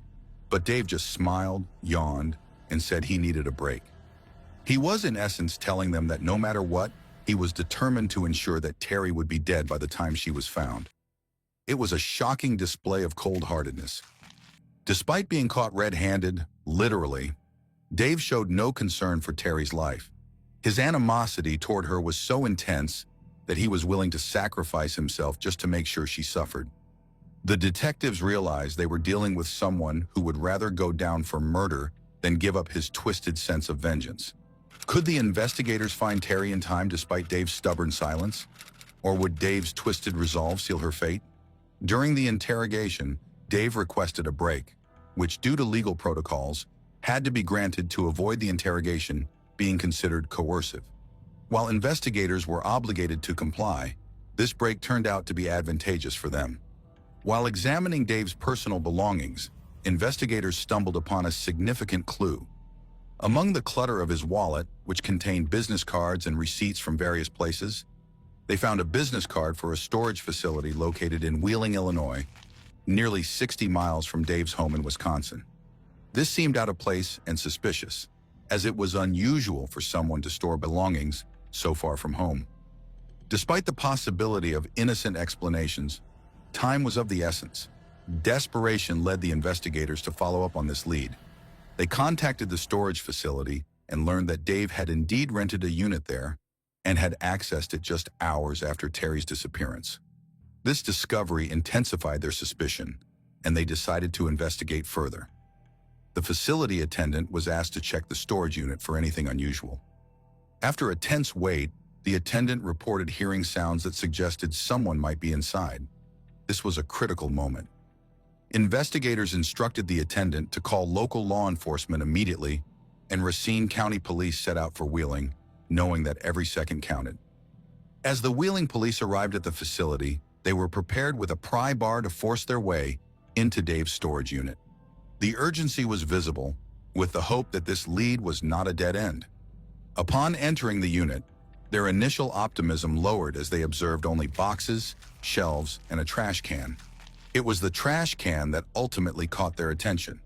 It was duct-taped shut, which led them to believe that if Terry was in the storage unit, she would be inside this trash can. The officers proceeded with caution, removing the tape and opening the lid. Inside, they found Terry, bound with duct tape, bloodied, and barely alive. She was curled up in a fetal position, frostbitten, and in a state of severe hypothermia, with her body temperature having dropped to 86 degrees. Despite her terrible condition, having survived 27 hours in such horrific circumstances, Terry's survival was nothing short of miraculous. She had lost a significant amount of blood, suffered severe frostbite, and was in a critical state physically and mentally. But what wasn't immediately apparent was the full extent of her internal injuries. Her blood pressure and respiratory rate were dangerously slow, and her kidneys were failing. Despite these grave conditions, Terry was rushed to the hospital on February 1, 2004. Her medical team was initially not sure about her chances of survival, but against all odds, Terry began a slow but remarkable recovery over nearly 2 months. Although she lost all 10 toes to frostbite and tragically miscarried her and Nick's baby, her survival was proof of her strength and resilience. Dave Larson was convicted on several serious charges, including attempted murder, kidnapping, obstructing child custody, and interstate domestic violence. He is currently serving a life sentence for his crimes. In 2010, Dave tried to appeal his conviction on the grounds of double jeopardy, but the Seventh Circuit Court of Appeals dismissed his claim. Undeterred, he then attempted a prison escape using a fabricated medical emergency, but was unsuccessful. In addition to his life sentence, Wisconsin ordered Dave to pay $3.4 million in restitution to Terry, as well as $300,000 to Nick, Amanda, and Holly. He tried to avoid this financial obligation by filing for bankruptcy, but his request was denied as the debts were directly tied to his harmful actions. Dave continued to make attempts to insert himself into Terry's life, filing multiple requests for visitation with his daughters and for reductions in child support payments. However, all of these requests were denied. Now, with Holly and Amanda both in their 20s, Dave's connection to Terry has been officially severed. Despite the immense trauma she endured, Terry has shown incredible resilience and compassion. She believes that Dave, in many ways, is the true victim of his own actions, reflecting a remarkable ability to see the bigger picture. After her recovery, Terry and Nick welcomed a son into their family. Today, Terry works as a public speaker, advocating for victims' rights and educating others on how to escape abusive relationships. She has played a vital role in the creation of laws like the Wisconsin SAFE Act and Marsy's Law, and partners with organizations like Generations Against Bullying. Terry has truly become a powerful voice for change and a strong advocate for those in need. If you found this story inspiring, please don't forget to like, share, and subscribe. Leave your thoughts in the comments below, and remember, sharing stories like this can help spread awareness and make a real difference in the lives of others. Thank you for watching.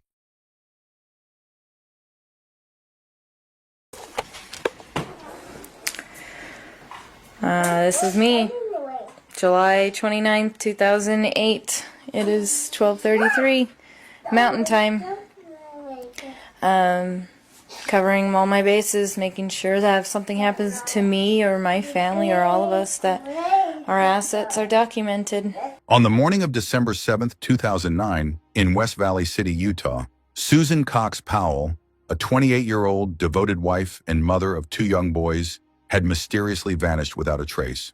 Josh had taken the children on a middle of the night camping trip. He said he was out driving around. He'd gone out camping with the boys. And I'm like, are you a crazy man? It was cold. Police received a call that would unravel one of the most disturbing and tragic cases in recent history. About the fire in the 8200 block of 188th St. Courtney. The house, and he blew up the house and the kids. The kids and the husband and the father were in the house? Yeah, he slammed the door in my face. So I kept knocking. I thought it was a mistake. I kept knocking, and then I called 911. Her husband, Josh Powell, claimed to know nothing about her whereabouts, yet his behavior and alibi quickly raised suspicions. 9 o'clock that night, Jennifer told me that Josh and the boys are home, and I'm like, well, where's Susan? And she said, we don't know.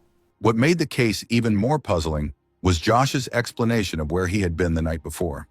He told authorities that, in the middle of a freezing December night, he had taken their 2- and 4-year-old sons camping in the Utah desert. Susan would have never allowed him to ever take the boys out in the winter. Who were you camping with? My dad and my mom. Susan Cox met Josh Powell in the early 2000s. At first, their relationship seemed loving and promising, and they quickly got married in 2001. However, beneath the surface, their marriage was far from perfect. Josh was an extremely controlling and manipulative husband. He controlled the family's finances, forced Susan to follow strict rules, and kept her isolated from friends and family. Their financial situation was unstable, with Josh accumulating over $200,000 in debt due to reckless spending. He refused to let Susan handle money, despite her working full-time, and even limited her access to basic necessities. Friends recalled that Susan often had to ask permission to spend money on groceries, even though she was the one earning a steady income. Even more disturbing was the role of Josh's father, Stephen Powell, in their marriage. Stephen had developed a disturbing and obsessive infatuation with Susan, which he documented in extensive journals. He wrote about his lust for her, stole her personal belongings, including her underwear, and even secretly filmed her without her knowledge. At one point, he even attempted to kiss her, leaving Susan feeling uncomfortable and unsafe. Fearing for her safety, Susan confided in friends and began documenting her assets and personal belongings in case something happened to her. A month before she vanished, she wrote a secret will, stating that if she died, it might not be an accident, even if it looked like one. Susan knew she was in danger, but no one could have predicted the horrors that would follow. On December 6, 2009, Susan attended a church service with her 2 sons, Charles and Braden. Afterward, a friend visited her at home in the afternoon, and everything seemed normal. That evening, Josh claimed that he took their sons on a spontaneous camping trip around midnight, while Susan, according to him, stayed home. The next morning, Susan never showed up for work, and her sons never arrived at daycare. Friends and co-workers became concerned when they couldn't reach her. Police were called, and when they arrived at the Powell home, they found no sign of forced entry, but they discovered 2 box fans blowing on a wet spot on the living room carpet. Susan's purse, phone, wallet, and keys were still inside, suggesting she had never left the house willingly. Hours later, Josh finally returned home with the boys, appearing disoriented and confused when questioned about where he had been. He told police that he had simply forgotten what day it was, which was why he had not gone to work. Investigators immediately found his story suspicious, especially considering that it was freezing cold outside and not an ideal time to take small children camping. As detectives pressed him for details, Josh's story kept changing, and he seemed completely indifferent to Susan's sudden disappearance. The inconsistencies in his alibi made him an immediate person of interest in the case. As soon as Susan Powell was reported missing, Josh Powell's behavior immediately raised red flags. He showed no concern for his missing wife, and his alibi was filled with contradictions. The claim that he had taken their 2 young children camping in the middle of a freezing December night was not only bizarre, but also highly suspicious. Investigators were determined to uncover the truth. When questioned, Josh struggled to provide a consistent timeline of his whereabouts. He told police that he had left for a spontaneous camping trip around midnight on December 6, 2009, and returned home the evening of December 7th. However, Josh had work that morning and never notified his employer that he would be absent. When asked why, he claimed that he thought it was Sunday instead of Monday, a weak excuse that detectives found hard to believe. Inside the Powell home, police discovered 2 box fans blowing over a damp spot on the carpet, indicating that something had been cleaned recently. Further investigation revealed small traces of blood on the tile floor near the couch, which was later confirmed to be Susan's blood. Adding to the suspicion, Josh's 4-year-old son, Charles, made a chilling statement when questioned by investigators. He told them that his mother had gone on the camping trip with them, but never came back. Okay, so Charlie, when you guys came home from camping, who came home with you? My dad And? and my mom stayed at Dinosaur National Park. Your mom stayed there? Yeah. How do you know your mom stayed? Because I was coming. Because you were coming? Yeah. So your mom stayed at the park. Yeah. Where did she stay at the park?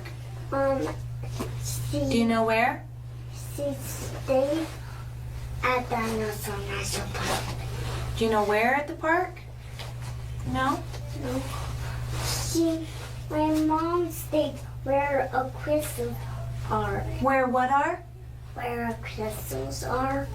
The crystals? Yeah. Crystals? Yeah. Is that what you're saying? Crystals? Yeah.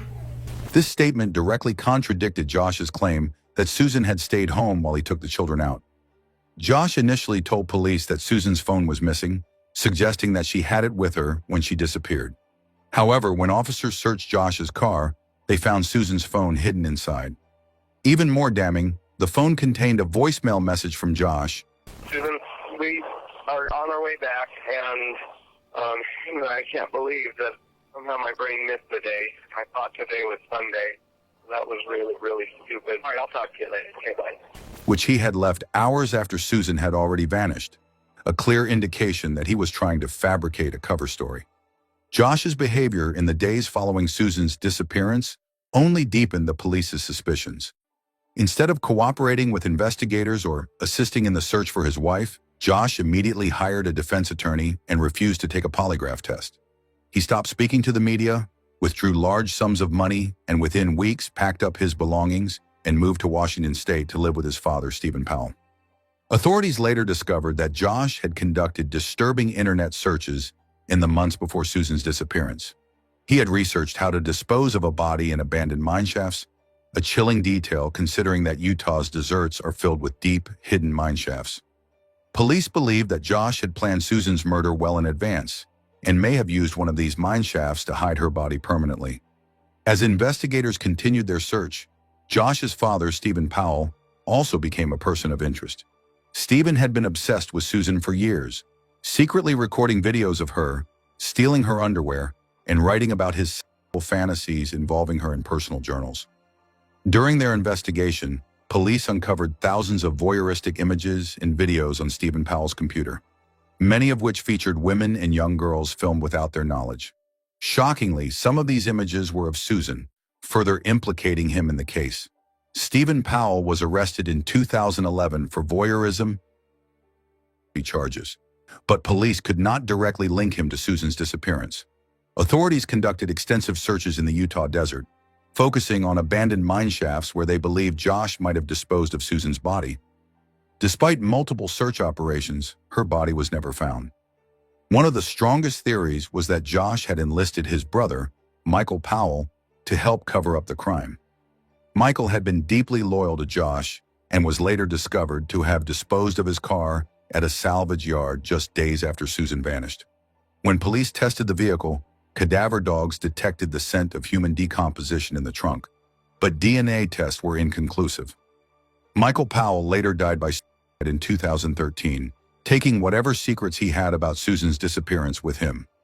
As the investigation continued, Josh Powell remained the prime suspect, but police struggled to arrest him without a body or direct physical evidence linking him to Susan's murder.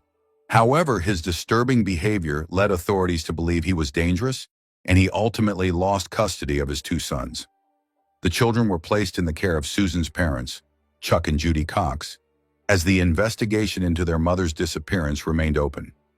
Josh fought to regain custody, but the legal system was closing in on him, and detectives were working to build a case that could finally lead to his arrest.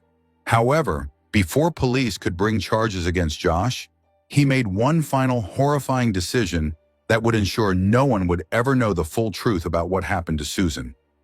As the investigation into Susan Powell's disappearance continued, police turned their attention to Josh Powell's father, Stephen Powell, whose disturbing obsession with Susan had raised concerns for years.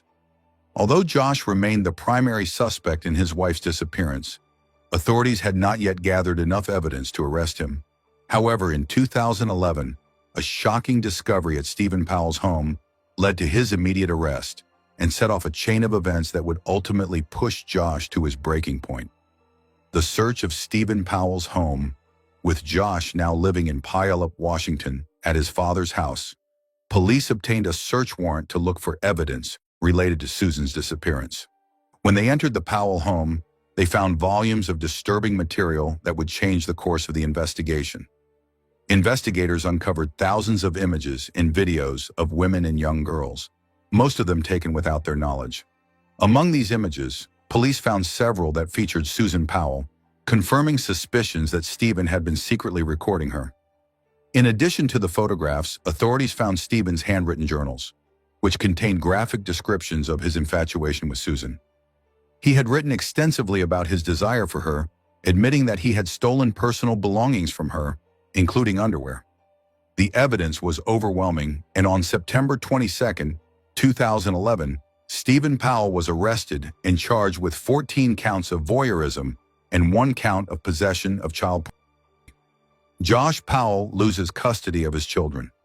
Stephen Powell's arrest had serious consequences for Josh, who was already facing intense scrutiny from law enforcement. With his father now in jail and their home exposed as a place of criminal activity, Child Protective Services stepped in to reevaluate Josh's fitness as a parent. A judge determined that Josh's living environment was unsafe, and in September 2011, he lost custody of his 2 sons, Charles and Braden. The children were placed in the care of Susan's parents, Chuck and Judy Cox, who had been fighting for custody for months. Although Josh was allowed to supervise visitation, he was now under constant watch. His repeated attempts to regain full custody were denied, and it became clear that authorities were still building a case against him. This legal setback left Josh feeling cornered. He had evaded arrest for Susan's disappearance, but now he was losing the only leverage he had left, his children. As the noose tightened around him, Josh began to spiral, ultimately making a horrifying decision that would leave an irreversible mark on this case. On February 5, 2012, Josh was granted a supervised visit with his children. When the social worker arrived, Josh quickly pulled the boys inside and locked the door. Moments later, she smelled gasoline and frantically called 911. Okay, I'm on a supervised visitation for a court-ordered visit, and something really weird has happened. The kids went into the house, and the parent, the biological parent, whose name is Josh Powell, will not let me in the door. What should I do? What's the address? It's 8119, and I think it's 89th. I don't know what the address is. Okay, that's pretty important for me to know. And I'd like to pull out of the driveway because I smell gasoline, and he won't let me in. You want to pull out of the driveway because you smell gasoline, but he won't let you... He won't let me in. He won't let you out of the driveway? He won't let me in the house. Whose house is Got the it? kids in the house, and he won't let me in. It's a supervised visit. I understand. Whose house is it? Josh Powell. Okay. Yeah, You I supervise supervise yourself? I supervise myself. I'm the supervisor here. Okay, how long will it be? I don't know, ma'am. They have to respond to emergency, life-threatening situations first. The first available deputy Well, is responding. this could be life-threatening. Within minutes, a massive explosion shook the neighborhood. About the fire in the 8200 block of 188th Street, the house. And he blew up the house and the kids. The kids and the husband and the father were in the house? Yes, he slammed the door in my face. So I kept knocking. I thought it was a mistake. I kept knocking, and then I called 911. Firefighters arrived to find the house completely engulfed in flames. When the fire was extinguished, they discovered the bodies of Josh, Charles, and Braden inside. Josh had set the house on fire in a murder scene, killing his children before taking his own life. An autopsy later revealed that Josh had struck both boys with a hatchet before they died from carbon monoxide poisoning. Minutes before the explosion, Josh had sent emails to family members saying goodbye. He said something about he can't live without his sons, and I'm not afraid of him. He'd never hurt me. I'm afraid of seeing something. I don't want to see it. Confirming that this was a premeditated act of revenge against those trying to take his children away. A year later, Josh's brother, Michael Powell, committed jumping from a 7-story building. Police had suspected that Michael helped Josh dispose of Susan's body, and his death only deepened the mystery surrounding her fate. Their father, Stephen Powell, was released from prison in 2017, but died a year later. To this day, Susan Powell's body has never been found. Authorities believe Josh disposed of her remains in an abandoned Utah mine shaft, making recovery nearly impossible. In 2013, the case was officially closed, with the conclusion that Josh Powell murdered Susan, but the truth died with him. The story of Susan Powell is one of the most heartbreaking mysteries in modern history. A loving mother vanished without a trace, leaving behind 2 young boys who would never see her again. Although all the evidence pointed to her husband, Josh Powell, he was never arrested for her disappearance. Instead, he made a terrible decision that ended not only his own life, but also the lives of his 2 innocent children, Charles and Braden. The tragedy of this case is not just that Susan was never found, but that her 2 young sons, who could have lived happy and full lives, were taken away in an unthinkable act by their own father. Their grandparents, Chuck and Judy Cox, fought hard to protect them, but in the end, the justice system could not stop what happened. Even though police and volunteers searched for years, Susan's body was never found. Investigators believe that Josh may have hidden her remains in an abandoned mine somewhere in the Utah desert, a place so deep and dangerous that it would be nearly impossible to find. In 2013, the case was officially closed, with authorities stating that Josh was responsible for Susan's disappearance, but the full truth had died with him. Susan Powell's story serves as a reminder of the importance of recognizing the warning signs of danger in relationships. Her friends and family saw the struggles she faced, and she even left behind messages saying that if something happened to her, it might not be an accident. Sadly, her fears came true, and the justice she deserved never fully came. Though years have passed, Susan's memory lives on through her family, who continue to honor her and her sons. Her parents and loved ones still hope that one day her remains may be found so that they can finally lay her to rest. This case teaches us a valuable lesson about love, trust, and paying attention to those who may be in danger. Susan Powell was a wonderful mother, daughter, and friend, and she deserved a life filled with happiness and safety. Though her story ended in tragedy, she will never be forgotten.